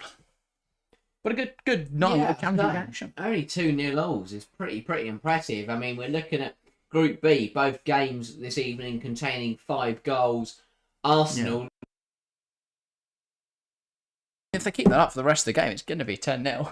And that, I'll be up there. Probably one of the biggest score. No, because didn't Madrid put like 11 past a Polish team a couple of years ago? Probably. Not Polish. I can't remember. I think at some point, Ludogorets, when they had Prime. Kicking, I wouldn't want to absolutely smash people. Yeah, but equally, records are there to be broken. Yeah, and then your name will be stapled in history, won't it? Hopefully written in the book, not just stapled on the top. Can't be asked to really write the books, so yeah. They don't do that, and they're good as well. Records. Staple over it. But yeah, I think we should be getting away. I can't speak tonight. Getting back underway. Getting underway for the second half. Soon. Yes. Any final thoughts then before the second half? Has your prediction changed? What did I go for? 3-0 Real. No, I think Napoli's goal will be chalked off. I was close to saying 3-1. I said 2-1. So you are currently spot on. But I was going to say, I don't think that there won't be another goal in this game. No. I think we're bound for another one. If Osimhen comes on, he could cause problems. Him and Rudiger, what a fight that will be. And this Real attack looks too good to not score again. So maybe I'd change mine to 3-2. Just because we've already got 2-1, but if not, I'm bang on with 2-1. I think a lot of the discourse in this half-time has been that Madrid are in the dominance, they're dominating, they're the superior team. Is there any chance for Napoli to come back into this game? And if so, how do they do that? I mean, possibly, yes. Wow. I mean, Victor Osimhen is still on the bench. Yeah, exactly. And they're still in this game. But for parts of the play in the first half, they did play pretty decently. But I just think Real weren't at their best, and they still had the majority of the better play. And I think if they can really get going in the second half, they could cause a lot of problems. So I think it'll be very interesting to see what Napoli can do. If they can get out there, score early, level the tie, and not concede 30 seconds later, then they might have a good go at this. Yeah, Owen Cooper taking us back to a conversation a few minutes ago. Rodrigo is very underrated. Couldn't agree more. Thanks, so, mate.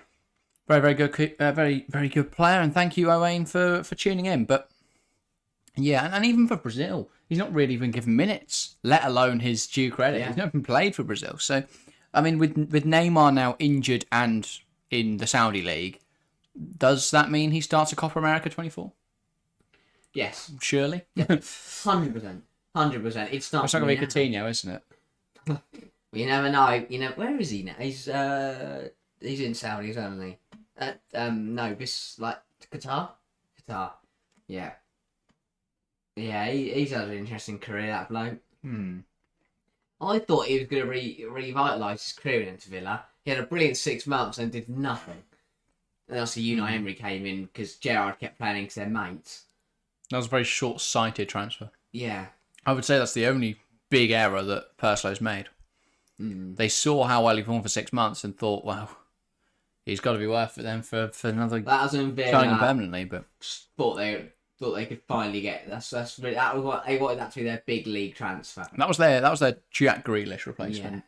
in theory, that big franchise player, that Robinho that started the Man City era, the Dan Burn that started the Newcastle era. Everyone's had it. The Dan Burn one paid off. The Robinho one for City wasn't perfect, and the Coutinho one for Villa definitely wasn't. I was joking about the debt, but yeah. Oh. Big money. Most clubs, when they're taken over, go and buy a big money signing, a really stupid one like City's Robinho transfer. I don't think that Dan Burn was very stupid. That's actually very astute. Dan Burn wasn't very expensive either, to be honest. Dan Burn. Wasn't some big flashy player that came from a foreign league and scored 3 goals. Yeah, who's your big flashy new signing?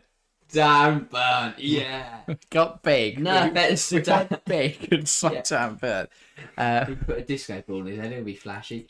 But, no, to be honest, I think he's a very good player. I like Dan Burn. Yeah. I just don't know where on earth this tangent's going, but I agree. I felt like I was slandering him, but I actually like him. Yeah. Well, I'm trying to think of other clubs that have been taken over by billionaires and then bought someone stupid. I mean, Chelsea signed... Was it? Well, obviously the first window had Drogba and all that in it, but there was a stupid transfer in there. I was going to say Dan Petrescu. I think he's already at the club. What did he join? First time he signed Lukaku, or the second time or the third time? None of them would have been the start though, would they? They'd have just been stupid transfers. There's loads of stupid transfers. Bellingham is coming out for the second half, so he's all right. That is very interesting. No Hoslu, no party, I say. Go home, man. Nah. Hoslu off, TV off. Hoslu not on, TV not on. Yeah. And that is a change that I think a lot of Napoli fans will be behind. Victor Osimhen coming on for Giovanni Simeone. Harsh on Simeone. Don't think he had a particularly poor first half. But Osimhen's on. He's even looking like a superhero with Osimhen with the goggles on. TV's back on. Yeah. Wait until the Oslu comes on. This skit. You get a bit mental in here, guys. So make sure you tune in when Oslu gets something. It'll be Real Madrid who get us back underway in this game as it's knocked back to Fede Valverde. How big a change can Osimhen make in this game? Okay, that turned out to be a rhetorical question in the end. Sorry, Alaba. I was doing that. Who? How big a game? How big a difference can Osimhen make in this game? I think Oslu might have a big difference if they bring him on. Definitely good. Yeah. No, Osimhen, very good player. Yeah, he can definitely make a big difference. And this is what he can do. Like, he can challenge Tony Rudiger. He has been thrown on the floor, and it isn't a foul. So my point is proved wrong instantly. But he'll laugh it off and give it a good go in a minute. Have you seen those videos where like they'll go outside of football grounds and ask about players they've never heard of? You answer like every single person ever has in one of those. Where they'll go, oh yeah, what do you think of Chelsea looking at Jaime Alguersuari? And then it's like, yeah, he's a good player. Watched him for a few years now, yeah. Really, really can cause some issues and bang a few in. He did well in the Spanish league. He sounds Spanish. That's exactly how you were just like with, how's Osman going to do? Well, he's a really good player. And now look, he's running up. I know you're lying, mate. Well, yeah. How do they pick people? That's what I get. No, because they would. Because if I tell my granddad, right, oh, granddad, have you heard of Jimmy Smith? He'll go, yeah, of course I have. Even mate. And or if he hasn't. Oh. Ball across from Zambo Anguissa. Frank Zambo Anguissa. He tried to cross it. It was blocked. It fell back to him. And Frank Zambo Anguissa has just volleyed it top corner at the Bernabeu. Take a bow, my son. What an effort. Real Madrid 2, Napoli 2. Made at Craven Cottage to score at the Bernabeu. Blocked. And then Is it deflected? Yes. But is it class? Yes. Just so unexpected. You know what? It is such a fuck it moment, right? Just sliced it. His first terrible cross is blocked, so he goes, enough, it's bang. It does feel like on FIFA when you've tried to create so many good goals and none of them got it, and you press circle in a silly area and the keeper's just not bothered to save it. And that is a huge strike. And Napoli are back level very, very early on this second half. They'll be hoping this time they don't concede immediately. And that is what they're trying to avoid here. That's probably not ideal. They concede immediately. Yeah. Bellingham, and he's so far Brilliant. he was struggling against he was doing well against Amberg. So now though He's up for this. they're level on goals. He's up for this. They're level on goals. They've in got this into game. half time and just showed him his old Fulham highlights, and he's gone, yeah, that's me. And he's just gone, I'm him. No, Bang. don't show the Fulham one. Yeah. Or maybe we'll go, that's not me, and then show what he actually plays They're like. leading Maybe that was Materazzi's methods. He just shows him clips of when he was terrible at Fulham. He's been a man reborn at Napoli. Rudiger. Kroos. Oh, what was that about? Just got prodded there by Piotr Zielinski, and he's earned a yellow card It's a random yellow for that card. challenge. I might just unsettle Tony Kroos now. He's 99. I love. He's not number 99. He's got a gold eBay on the sleeve. It's just phenomenal. Everything about it. Even his hair's phenomenal. gold. Yeah. Everything about it. I've been thinking he's Eduardo Camavinga for the last 45 minutes. The way he's been strolling around the pitch, and they're coming forwards now, Real. And, well, Rangers has got away from Nathan. Can he fashion a shot? No, he can't. Lobotka. Now Zielinski. Can he release Kvaratskhelia? Kvaratskhelia skips past Carvalho. It's not a name to say easy when he's skipping past players. But he's done well there, the Georgian. He needs a nickname. Well, Kvaradona, but I'm not 7 or on Instagram. I'm honest, but I'm not commenting in the comment sections. I don't put titty under transfer art posts for a living. I don't get how people have the time to do that, let alone the effort. Oh, a bit messy in the penalty area. And that's now out for a Real Madrid's goal kick. Napoli. Napoli goal kick, sorry, yes. Lovely little flick there. This got a bit... Lovely little... If Fede doesn't mess that up, then it's good, because Danny Ceballos faked it. Either that or he just completely missed the ball and it come off for him. But Valverde's tripped over the football. Kvaratskhelia, and that touch has evaded him, and now Real have the ball. Ceballos. Is that Danny Ceballos or Prime Xavi I see in the midfield? Kroos moves it out wide. Here's Ferland Mendy. Great strike, huge power on it, says Owain Cooper, indeed. Lovely effort from Frank, Zambo and Gisa. I'm not sure if your messages are coming in late, Owain, or whether you're on a delay or something. But thank you for getting involved this evening. Yeah, I like it. Good to see a regular contributor, of course, Owain Cooper, to the Guess the Footballers, always commenting on them. We've not had any out the last 2 weeks. We're just testing stuff, Owain. But I've seen you on a few polls and posts. Yeah, we've been putting those out as well to replace them. Ball in, Jude Bellingham, touch. Can he fashion a shot? No, he can't.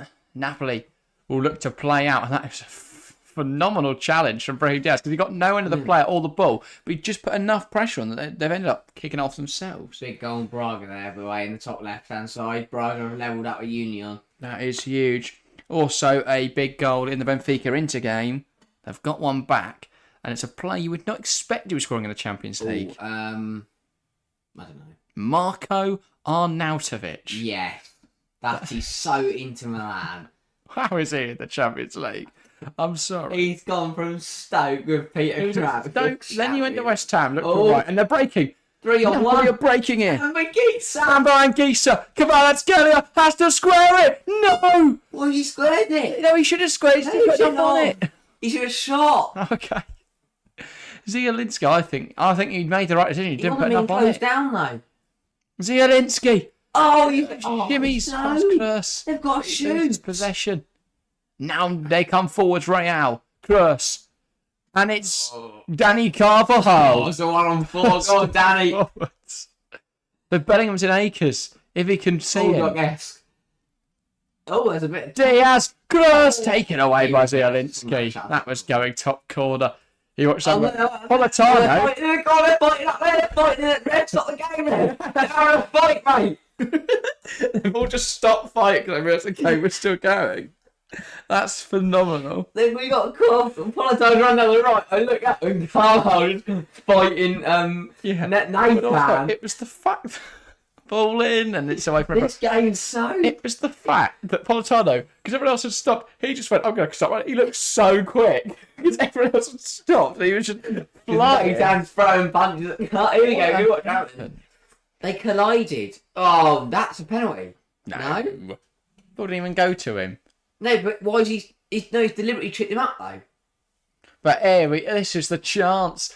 Zambo Anguissa He's bursting got forward. he doesn't get close Kvaratskhelia. Oh, he both does. would have been difficult to get a shot around Furlan Mendy. That's got to come across with a bit more effort. Let's have a look through the Carvajal incident. Yeah.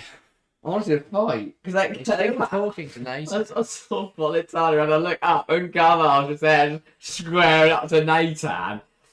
And everyone else is focused on the fight, but Politano's thinking this is my moment.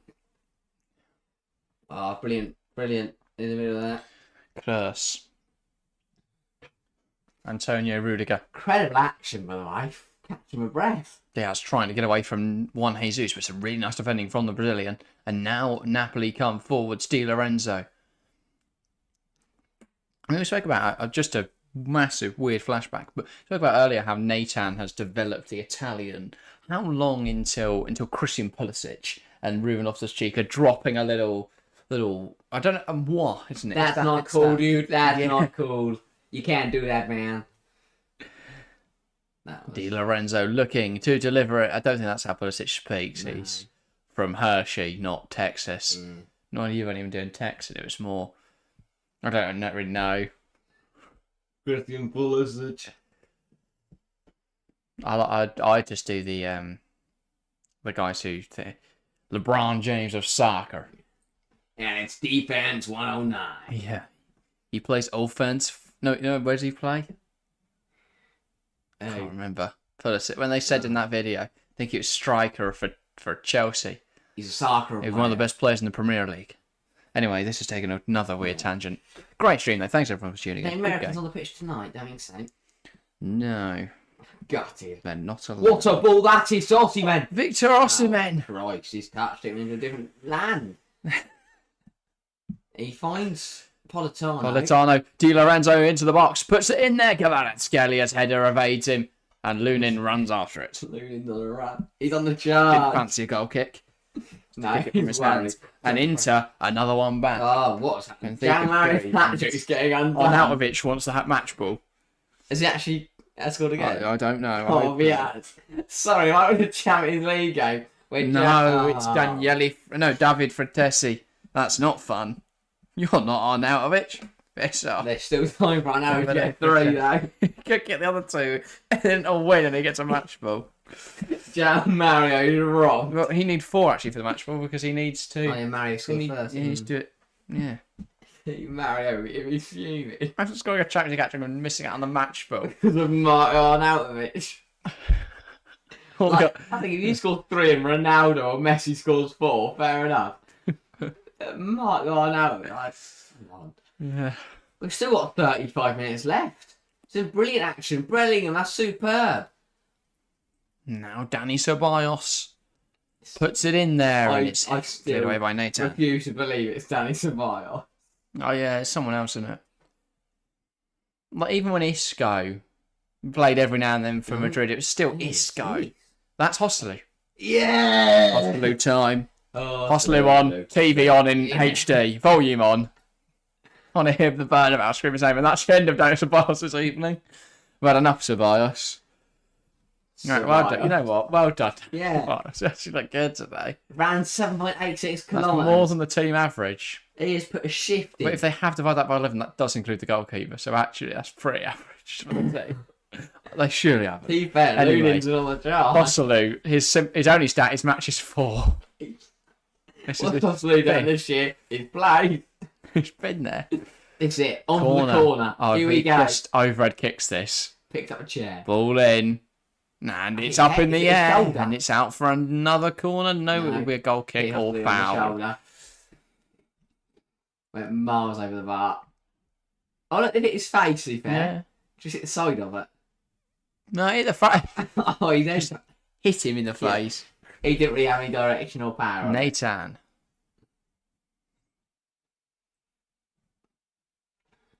Now. Little square. Which way is Scalia loses it, and that will be a free kick to Napoli. Frustration boiling over there as Danny Carvajal throws his hands at the ground. Owain saying, I'm surprised Bayern are still level with Copenhagen. Yeah, a weird situation there. I guess for Bayern, there's not the incentive in the game that there is for Copenhagen. If Copenhagen win, they are genuinely a win against Galatasaray away from the Champions League knockouts. Probably find it funny to knock United out. For Bayern doing everything in their power. Next week, they'll turn up full strength team. Kane scores 4. Yeah. So no, it's that guy in goal. Politano.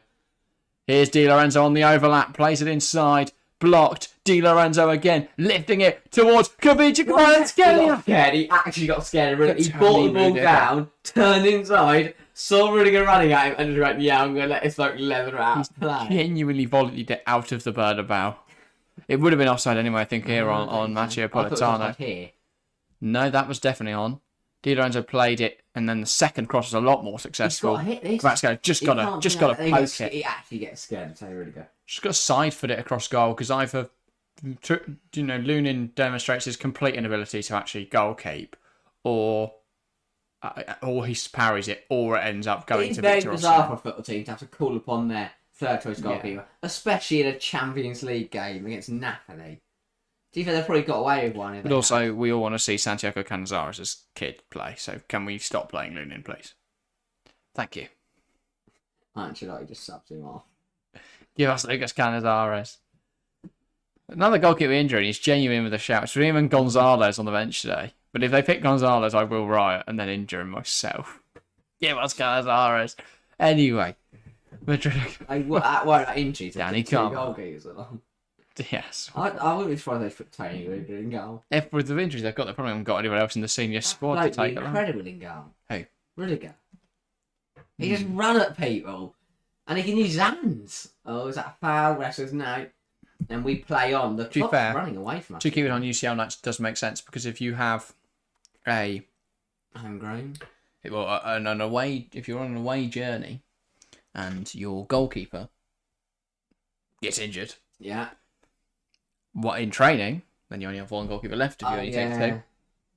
You can't fly one in. If your goalkeeper is out on the last one, they get absolutely hammered by an away trip in Naples. If he does that, it's the same, isn't it? Same issues. Naples isn't a lash place, is it? It's more if you get a Prague. Away at Amsterdam. Oh, God.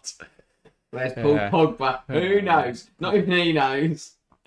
That shouldn't be going in from there, but it was, to be fair, it was hit with venom. Yeah. To be fair, if your goalkeeper gets lost in the red light district, you're going to have questions. But yeah, I love this from the Napoli touchline. They all jump on top of Sandberg. There's no way that many people were sat on those benches, by the way. That's just multiplying. That's a few members of the crowd that have jumped in and put on Napoli jackets. Who's this coming on? That is a kid. That is. Is it that? No, it's not the one that scored, is it? No. Let's do some investigating. That's right.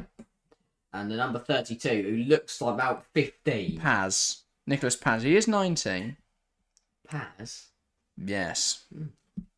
See what you can do then, Nicholas Paz. Not to be confused with Pez, the small dispensing sweets thing. I don't think he developed them and changed it slightly. Also, please sub on Lucas Zidane as well for Bants. Enzo Zidane. Don't sub on Lucas Zidane, he doesn't play for you. You'll get kicked out of the Champions League. Yeah. Like Barnes, who were knocked out of the FA Cup. That's a silly... Oh, no, isn't it? I thought that wasn't... Oh, it was one of those where he handballed it because he went to the floor and thought he went free at Bellingham. That's class. That's class. That's class, you know. Remember the Euros? Jude Bellingham. Raheem Sterling. Anyway, coming forwards now are Real Madrid. Jude Bellingham. Here's Ferland Mendy. Options in the box. Lovely delivery. Rodrigo can't meet it. Horselu does. But he's kneed it over the bar and he's met by a few furious. No way. Horselu doesn't miss from there. He has. What a ball in from Ferland Mendy. Rodrigo can't quite get there. Oh, Horselu just kneed it over. He hasn't actually kicked the ball. He has literally just kneed the ball over the bar. Oh, Horselu. He's got. Because you can see he's getting berated by a Madrid fan who's literally shouting in his face. We actually just kneed it over the bar from 2 yards. Like Ancelotti's annoyed. Yeah, rightfully so. Because Danny Ceballos doesn't do that. Not the new one, anyway. Rudiger clatters into the ball and he finds Josselu's on the charge. He thinks he's on a throw. Why has he left that? I don't think if you put your hands up, it means you get a throw. Oh, he's an absolute stink. Come on, Joselu, get back in it, lad. You're playing Champions League football. Yeah, let's put your hands in it. Zielinski's on the deck here, rubbing his thigh. I think he got clobbered by Rudiger. That would explain why he got on the follow through. He felt Rudiger clearance. The thing is that there was no need for that much power in the clearance, but he's done it anyway and followed through and injured Zielinski. Be a very exciting game tonight. Who no longer has a working thigh. No longer has one. It's just gone with chunk. It's been taken. I like Terry. He's going to make sure he's alright.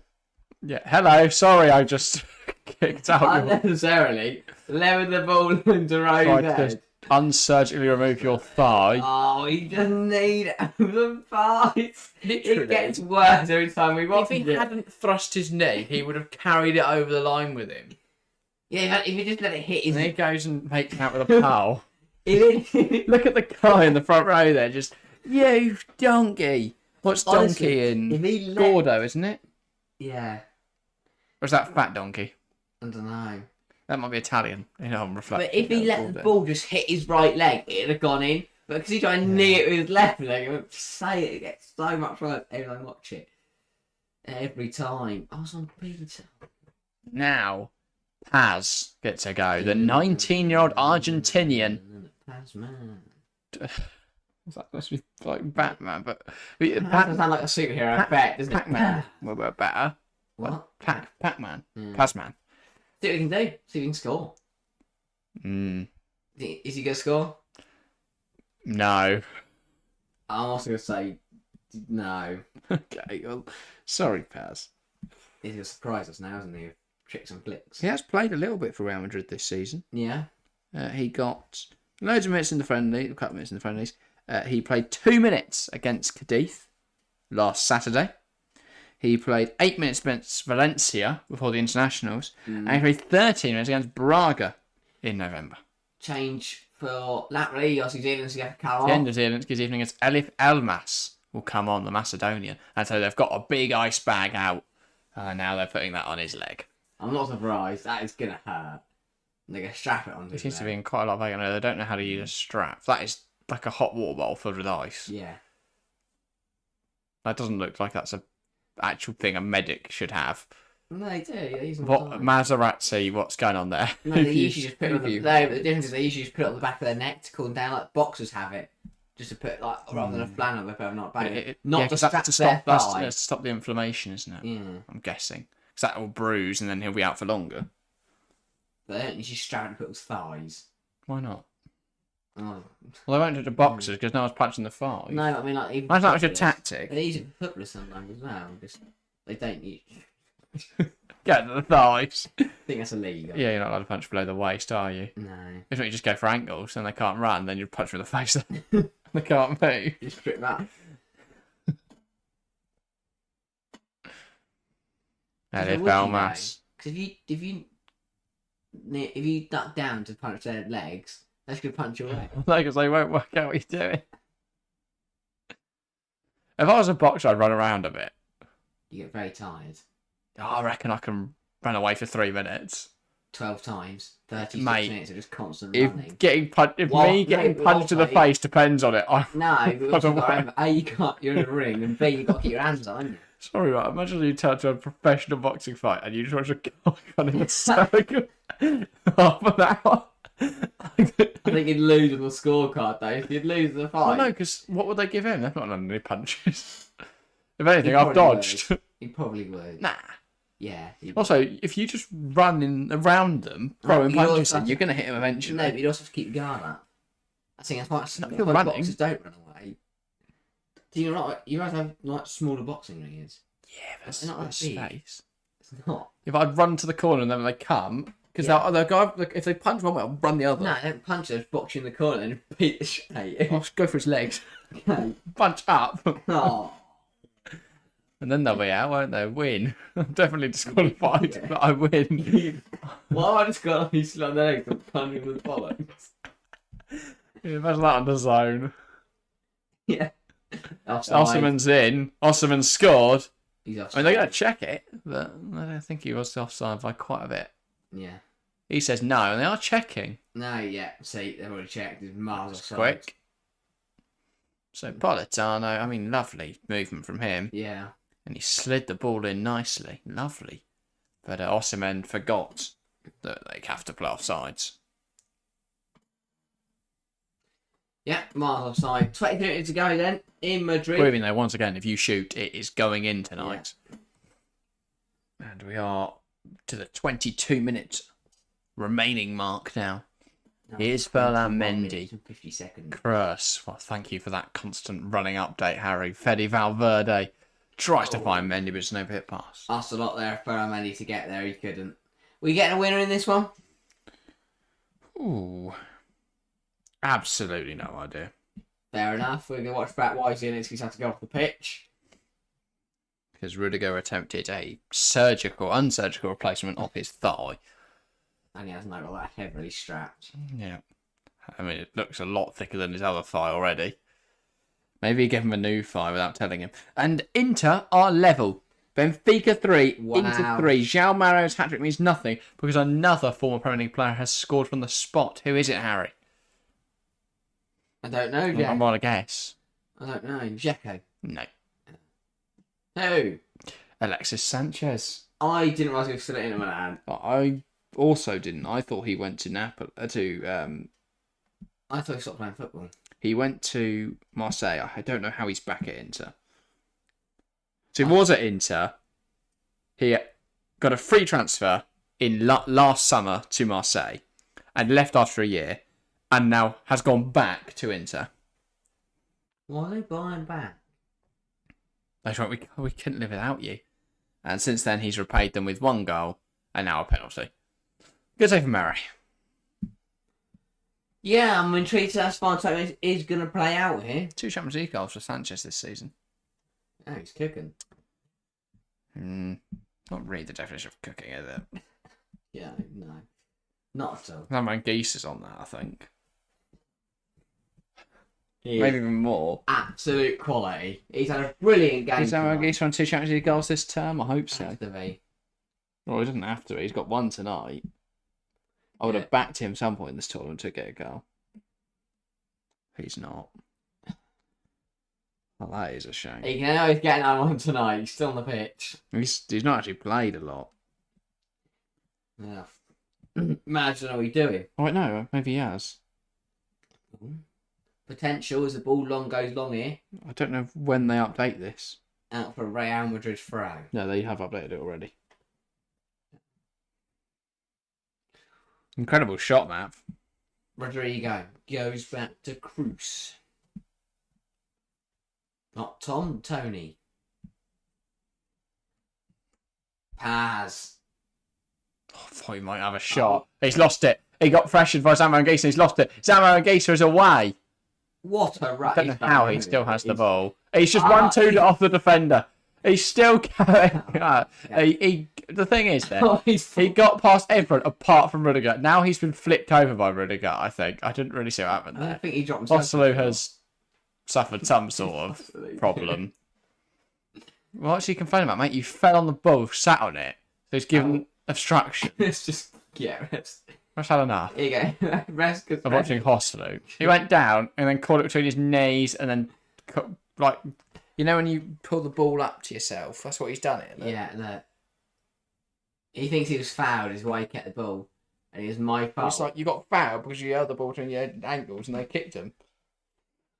Yeah. Ref is not allowed to be a part of this game. Nathan. Juan Jesus. Cut out by Paz, but out for a throw. Paz has looked young. Yes. He is 19, he hasn't played too much. Yeah. Nice little run out for him down the Champions League. He can now say he's made it. He's played Champions League football for Real Madrid. It's pretty impressive. Carvalho, what a touch. Carvalho, oh, on the second one. Bit of follow through there. Ref saw nothing. And Real, keen to play it quickly. So, do you remember that? Who was the 17-year-old that played for Barcelona and scored the winner against Villarreal? Can't think of his name now, but who's 17? Not the one I this think. year. Not his... Yeah. Oh, Yamal. No, not Lamine Yamal. Everyone knows Lamine Yamal. Oh, The other guy, the other way. Gutierrez? Maybe. Oh, brilliant from Bellingham. That's really good from Jude. He takes it past the player, whips it in. Possibly made the late run to the box. Late run and the wrong run. It's incredible how much potency they've lost with Hoslu in there. He's not a bad player by any stretch. He just hasn't. He's not in tune here. But the fact that he scored, he's already got 5 goals for Real Madrid. He's clearly not a bad player, obviously. Yeah, he just not had a rough night. Yeah, exactly. He's not had a good evening. And here comes Kvaratskhelia. That's a brilliant drive. He skips past Tony Rudiger, but Rudiger's recovered. Can he find Osimhen? That's a brilliant tackle from Alaba. Gooey. Oh, yeah. Mark And Gooey. Kvaratskhelia absolutely fuming. That ball's not been given to him. So I need to have another look. Here we go. What a tackle this is from David Alaba. Yeah, I saw this about him because people were saying how much a goal can completely change your career. Because he's good, obviously. He's 17 and came on in that game. He's obviously a good player. But he didn't have a particular... He didn't do a lot after I coming wouldn't on. have had a clue who he was if... But other than that goal, he didn't do a lot If he just after come coming on and just not scored. No, it was his first touch, wasn't it? He scored. But other than that, he didn't really do anything. And then he scored for... Since then, though, he scored for Spain at the U19 World Cup to take them through. Not the U... Oh, that's clumsy. The one in Indonesia, U17s? Yeah, U17s. That's going to be checked by VAR because that was clumsy from Di Lorenzo. But it might not matter if Portana runs away quick enough. And he's running at Tony Kroos, and that is That's also another not one foul. that the refs should have Is the ref all right? given. But so he's watched a clumsy one in the box from Di Lorenzo, and then Tony Kroos has slid past a man and wiped him out with his arm, and the ref's gone, nah. Yeah, I've got to stop the game soon if they want to check the penalty. Oh no, they just keep going for all night. Yeah. Provided the ball doesn't hit the back of the net. Even then they could. That'd be a nice stoppage. Kroos. And he pings it to They are Carvajal. insane. Paz. Lost it and it's Ball out does leave the for pitch. a corner. And doesn't seem there's any Let's have a look. property No, here. this is Politano. Definitely a foul. That's a foul, yeah. Is this a penalty? Yes. Yes. That's a penalty. Because he hasn't. Oh, it's a soft. Oh, I don't know. It's not a load of contact, but he does just run into him. What's VAR saying? No. Whether you think he would have got to the ball or not. But how the ref's given none of those? He could at least give him one. Well, the Kroos one. Yeah. Because that's one not in the penalty box. And he definitely Why, if wants the him referee out. gives that a penalty though, VAR don't overturn it. Ball in from Real, headers away. Kept alive though by Valverde. Uses Bellingham, that is class. Jude Bellingham whips it in, headed on to target. What a save! Oh, 0-2 overhead kicks, and it's over the bar. wow. Hosolu try. So Rudiger's header on target, saved by Alex Meret at point blank range. Lovely delivery. No idea why Rudiger's in there, but he heads it on him. Lovely stop from Meret. Overhead kick attempt from Hosolu. Overhead kick attempt from David Alaba, and it's over the bar. If Alaba had scored, it would be incredible because Hoslu's overhead kick went into the ground, bounced onto Alaba, who then went for an overhead kick himself. And Needed to get around it a bit more, and Hosolu needed to get over it a bit more. If So I they had seen combined these overhead kicks. Alaba overhead kick, assisted by a Hoslu overhead kick, that would be the most goal I've ever seen in my life. Puskas. Yeah, Puskas award. He would Get Garnacho. The reanimated corpse of Puskas would have to represent that because who else Would be could fit. honour a goal where Hostel who overhead kicked it to David Alaba, who overhead kicked into the back of the net following a Tony Rudiger header, That was stayed at point blank range by Alex Meret. Rodrigo still going. Hostel! Bellingham is furious because he should have just squared it, but instead he's gone for that Another dramatic. overhead kick. He won the Puskas He Award. knows if this goes in, that is legendary. Oh, look, Bellingham. He's like, I'm right here, mate. All Hostel had to do was nod it to Bellingham. He didn't need to turn No. and do that. He could have just shot, but he spun around and kicked it. This is a change now for Napoli. Matteo Politano coming off, and Jens Cajuste. I'm not familiar with this guy, so excited to see how he plays. He's going to score an own goal now. What's him in? That's come off Jens at an odd angle, but he's won it back. And now Kavicha, Kvaratskhelia, pulled back by Fede Valverde, but he'll keep going. All Hostel Juan did Jesus was tries to nod give it it down away. to Bellingham, and it had been 3-2 Real instead. Kevin Nisbet scored, but it's a bit late. It will 3-1 down. Lovely turn from the Jens. This is Cajuste. Ball into Bellingham. Bellingham. Oh, what a save. Hostel! Oh my god. Missed again. This bloke. Hostel's missed again. Our fans are fuming. That fans behind the goal, like, who the fuck is this guy? Oh my. Just He pokes could've a header hit over it. the bar. He had enough time to volley it. Just pokes it wide. He just loops it. Why has he looped it for? Because that would have gone top. If that goes top corner, he's a legend. And he It's jumped into not the crowd of Bellingham, is fans that who've been mucking him off all night. Valverde. How can a man have this many misses? This catalogue of misses. He's He's been on the pitch 20 minutes. No. He's not even started, and he's genuinely racked up 7 or 8 big chances that he's missed. Not like the stat big chances, but He's had 2 head kickers been down. like But 2 headers past the post.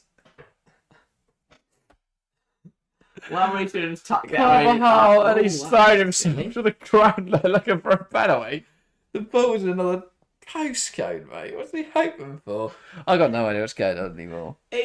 How did I not booked him, though? Oh. Well, no, because he's not getting the ball, is he? What's the matter? I made Bellingham. Great save, Hostel. Oh, no. It's just the little... Yeah, he's so... Throw himself to the ground. Even That was the Kroos. go-to, and I've the never man seen- bun is fuming. I've seen Kroos reacted before, but even him, he's like, for goose. Bellingham looked up and smashes the ground. Like, cause they go from playing with Rodrigo and Vinicius and Benzema. And He's still a Hostel good comes. player. He's playing the national team now. That's a foul. If it's not, he's in trouble. Oh, I can let off. Yeah, Kroos No. went down soft there. How's in the national team? So else has Spain got off on? Morata. Morata. He's better. Morata's better. Yeah, he's it. What other Spanish strikers exist? I'd rather have Diego Costa. He's not even active, is he? He's at Wolves now. He left. Well, he's Wolves not now. playing. Paco Alcacer. Not sure if he's still playing. Gerard Moreno. He goes, Yeah. but he is 36. No. I know Oslu's 34, but 36. He's Think so. gone a bit. I think so. I might be wrong. Sorry if I am, Gerard Moreno. 30. If you watch him. 36, Oh, you've got hiccups now. insane. Oh, it's great content. It's 31. Okay, sorry. I was like 36. Sorry, It's Gerard. mental. That's an old man. It's not. But okay. Still very young, but very old for a footballer. Are we seeing a winner with 9 minutes to go? No. Okay. What is going on? Kroos has Passes scorers, I'm telling you. I don't think you can be called old, by the way, What do you mean? until you are older than any professional footballer. So at the moment, That guy. my era Yeah. is keeping the 55-year-olds going. But if you're older than Fizzer, 56. no, I know how old he is. I forgot what his No. first name is. Don't know. Bellingham. Think of against there. Bellingham. Does he fancy it? No. Carvajal. Does he fancy it? Oh, he's bodied off it by Juan Jesus. Now Nathan plays it into the path of Kvaratskhelia, but But Valverde's there. Rather than knocking on the door for the last half, Hosselu's been knocking on the wall, and he's just no one can hear him. Door's here, he's just tapping on the even wall. a doorbell we won't use. He's knocking on the door. He's just batting the window. They're like, can't come in here, mate. And he's like, I'm sure I will. Try to get through the little. It's not those big windows. It's a little like open, tiny window at the top. Ancelotti's. He's not even knocking it. He's flinging his whole body at it. Just chucking himself out a window. A red card for Benfica. Antonio Silva. I think I've seen him get sent off in terrible second half for them, by the way. Every Champions League I've seen him play this season. Polar opposites from the first to the second.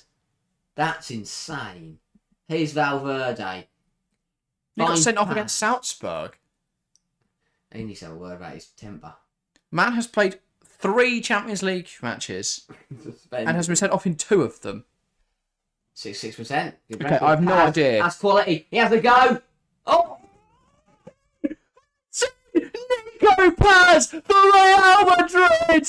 We thought it had gone wide, but it's crept in! The 19-year-old is the hero for Madrid! What a goal! What a strike! I called it. Paz has scored. I didn't think it. I thought it had gone wide. I thought Meret had saved it. Incredible! I mean, how has he not saved it? From Nico Paz. Wow, wow, wow, wow, wow. Oh, Alex Meret. Meret. I thought he was going to just push it wide. Lovely turn from Paz. He opened up the space, took an effort, Oh. and Meret's palmed it in the back of his own net. He's had a stinker. Wow. I thought he just knocked it wide. We all thought he'd knocked it wide. Turns out in the back of the net. I thought Meret was pushing it wide, but it's gone through his hands, and it's in. It's in for Madrid. Nico Paz, take a bow. I said he was going to score. What can I say, eh? Yeah. Very good goal. Is he a bit lucky that Mary doesn't save it? Yes. Will he care? But this is exactly what I was talking about earlier with the Mark Gui thing. Yeah. Because he's been okay. But now it's going to be like, he's going to be on Wonder Kid's Instagram. Nico, and look, it's 90 on it's gonna be Nico like, Paz. yeah, it's going to be Eagerly clips going all over cancelled Twitter. out. Elif Elmas. Oh, lovely footwork. Corner to Napoli. They want to respond immediately with 5 to go. 6-0 Arsenal. Jorginho from the spot. Diamond. Lunin organising his team. Elmas on the corner. Time for Napoli is now. Ball in. Good one. It's bouncing around. It's through the legs of that geek. And now here comes Rodrigo. Have they got anyone back? Oh, they have. Flying forwards. He's taken on one. Oh, and one, he's two. just a touch that's evaded He him. ran out of boost. And now they're coming forwards. Oh, come on. And he's injured. Yeah. That would explain it. Not good for Real Madrid, though. Let's get him off quick. Go on, pick him up, Letexier. Carry him off. Shimmy past one. Realised he wasn't going to be able to sprint it. You can see he's already feeling his leg go there. He might not be. He might just be fatigued. He's been running non-stop for 85 minutes. Bit of cramp as well in So there. double change for Napoli as they push for an equaliser. Zanioli and Giacomo Raspadori. So it's going to be Raspadori on for Stanislav Lobotka. They're going for it now. And Zanioli on for Juan Jesus, I believe. Maybe Nathan. But I'd expect Jesus. Yeah, I think it is. He was definitely walking over there. And who's coming on for Rodrigo as well? It's the next question. Double change for Madrid. Nacho Fernandez is going to go up top for the last few minutes. He isn't. He's coming on for Verlan Mendy. And then Lucas Vazquez, I imagine, is going on for Rodrigo. So Real Madrid will genuinely be playing with the front two of Joselu and Lucas Vazquez. There's only one way to make that better.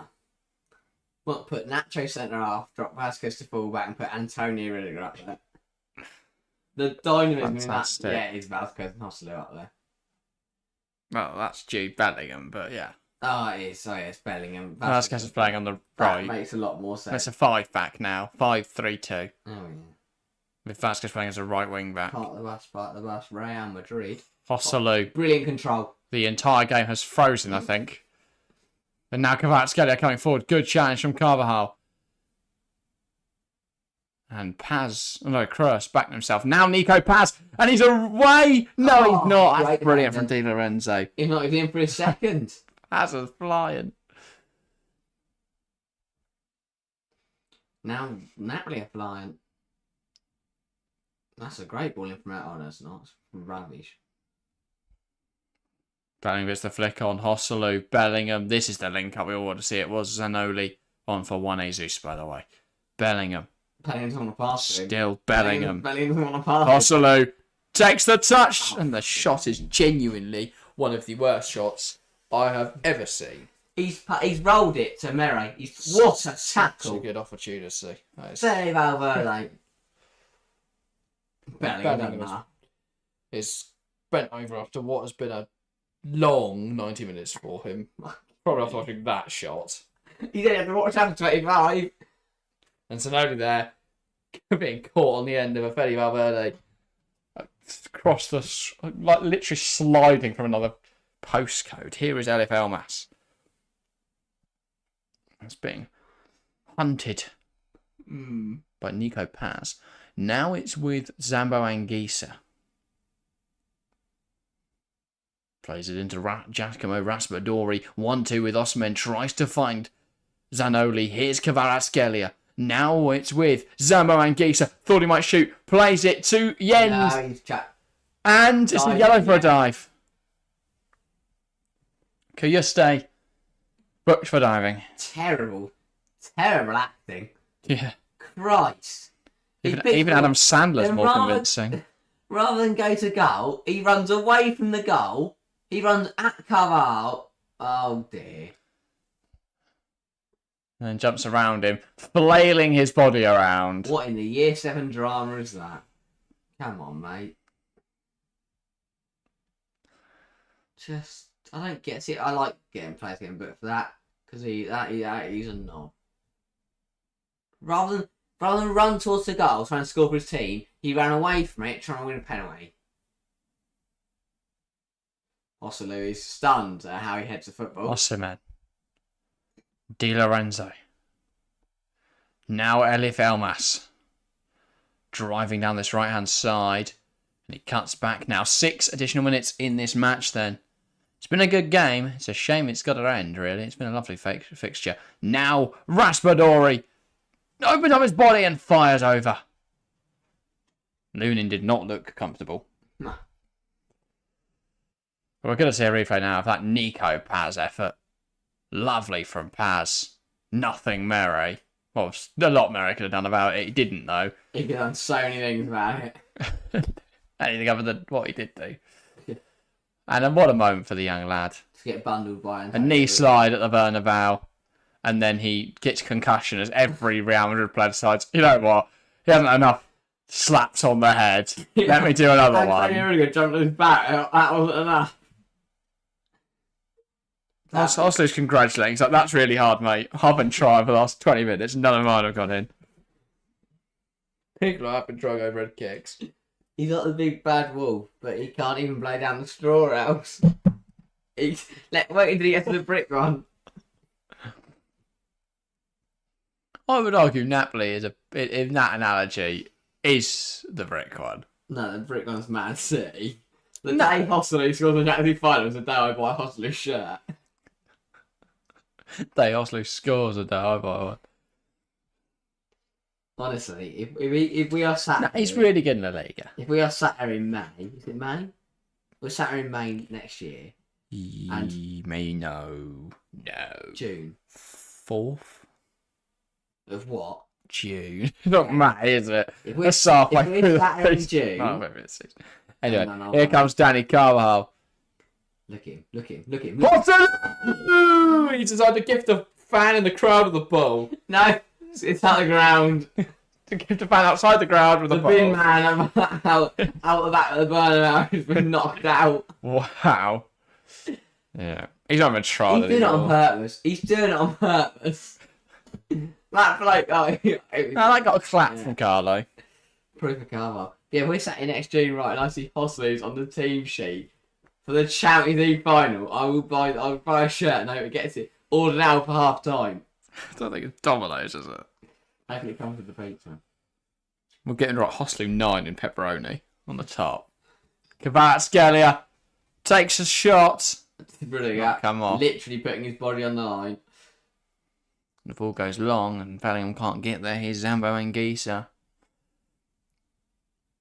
Now Kvicha Kvaratskhelia looking to cause some issues. Zambo Anguissa.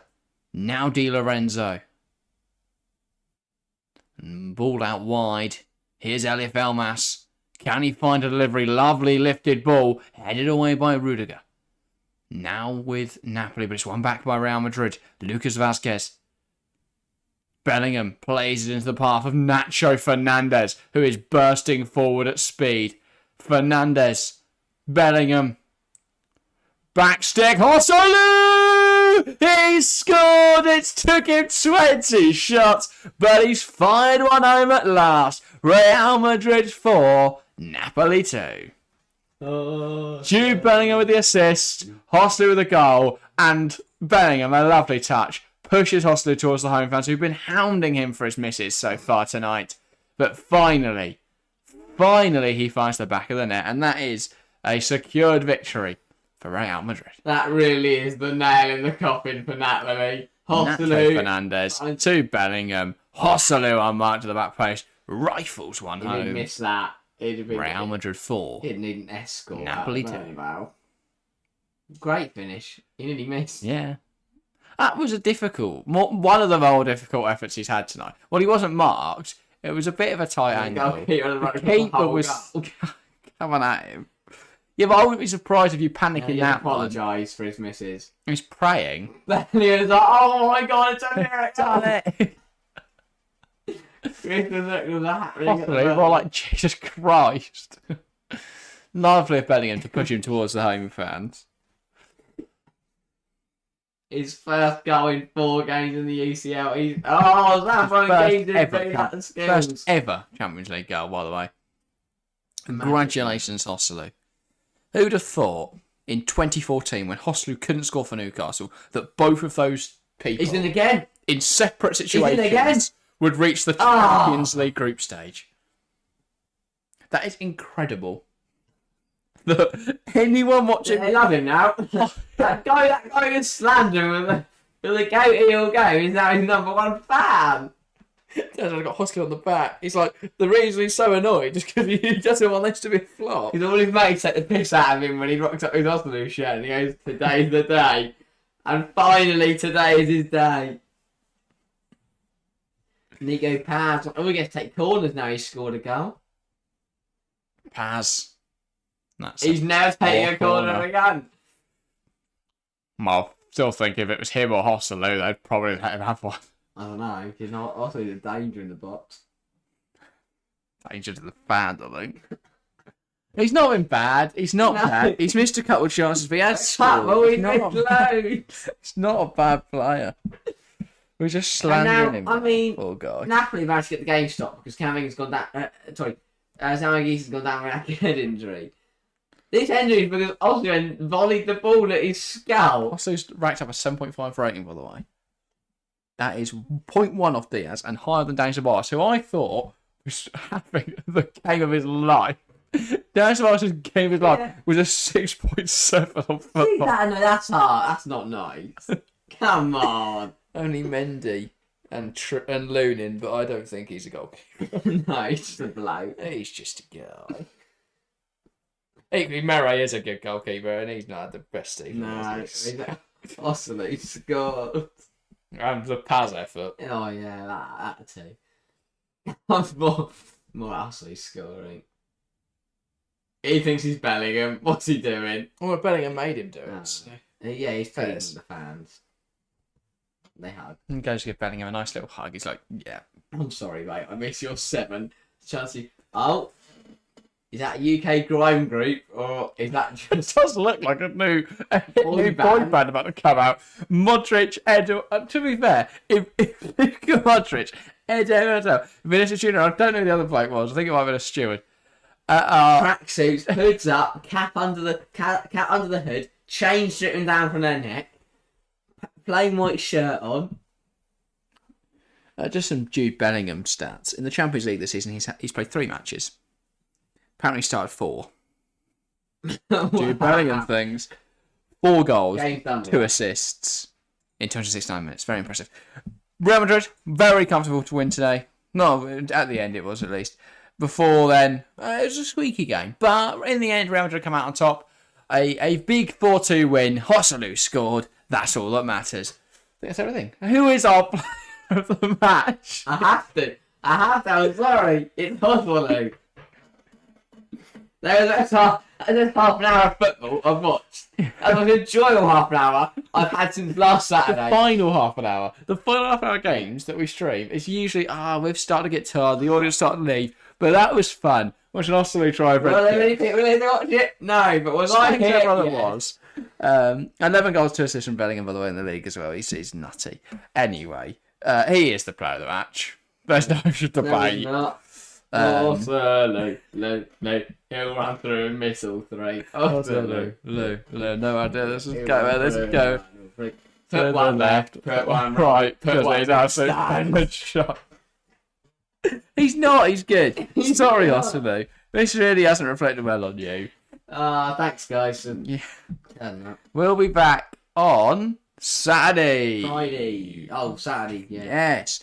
But if you do want to join us over on the Women's Football Chat, check out the new channel. We'll be live from 7:30 on Friday. If not, then the European Championships draw, Euro 2024 in Germany. We'll be drawing it live. They will, and we'll be reacting. No, it'll take 2 years. Yes. So join us at 5:45. The draw is supposed to be at 5. So any time from 5 to 7, we will see some balls pulled out. We have no idea when.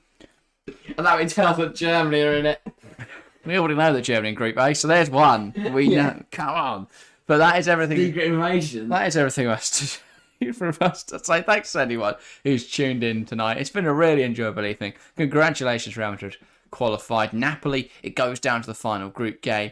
But a very enjoyable run of Champions League fixtures over the last 2 days. And so it says, good stream. I can't see the end of the message. Can you have a look? Good stream, see ya. Thank you. Thanks, mate. We're back on Saturday, as I say, for the Euro 2024 draw. In the meantime, Friday, Premier League predictions. Ooh, exciting. So join us there. That's everything for today, though. Thank you guys very, very much for watching, and we will see you next time.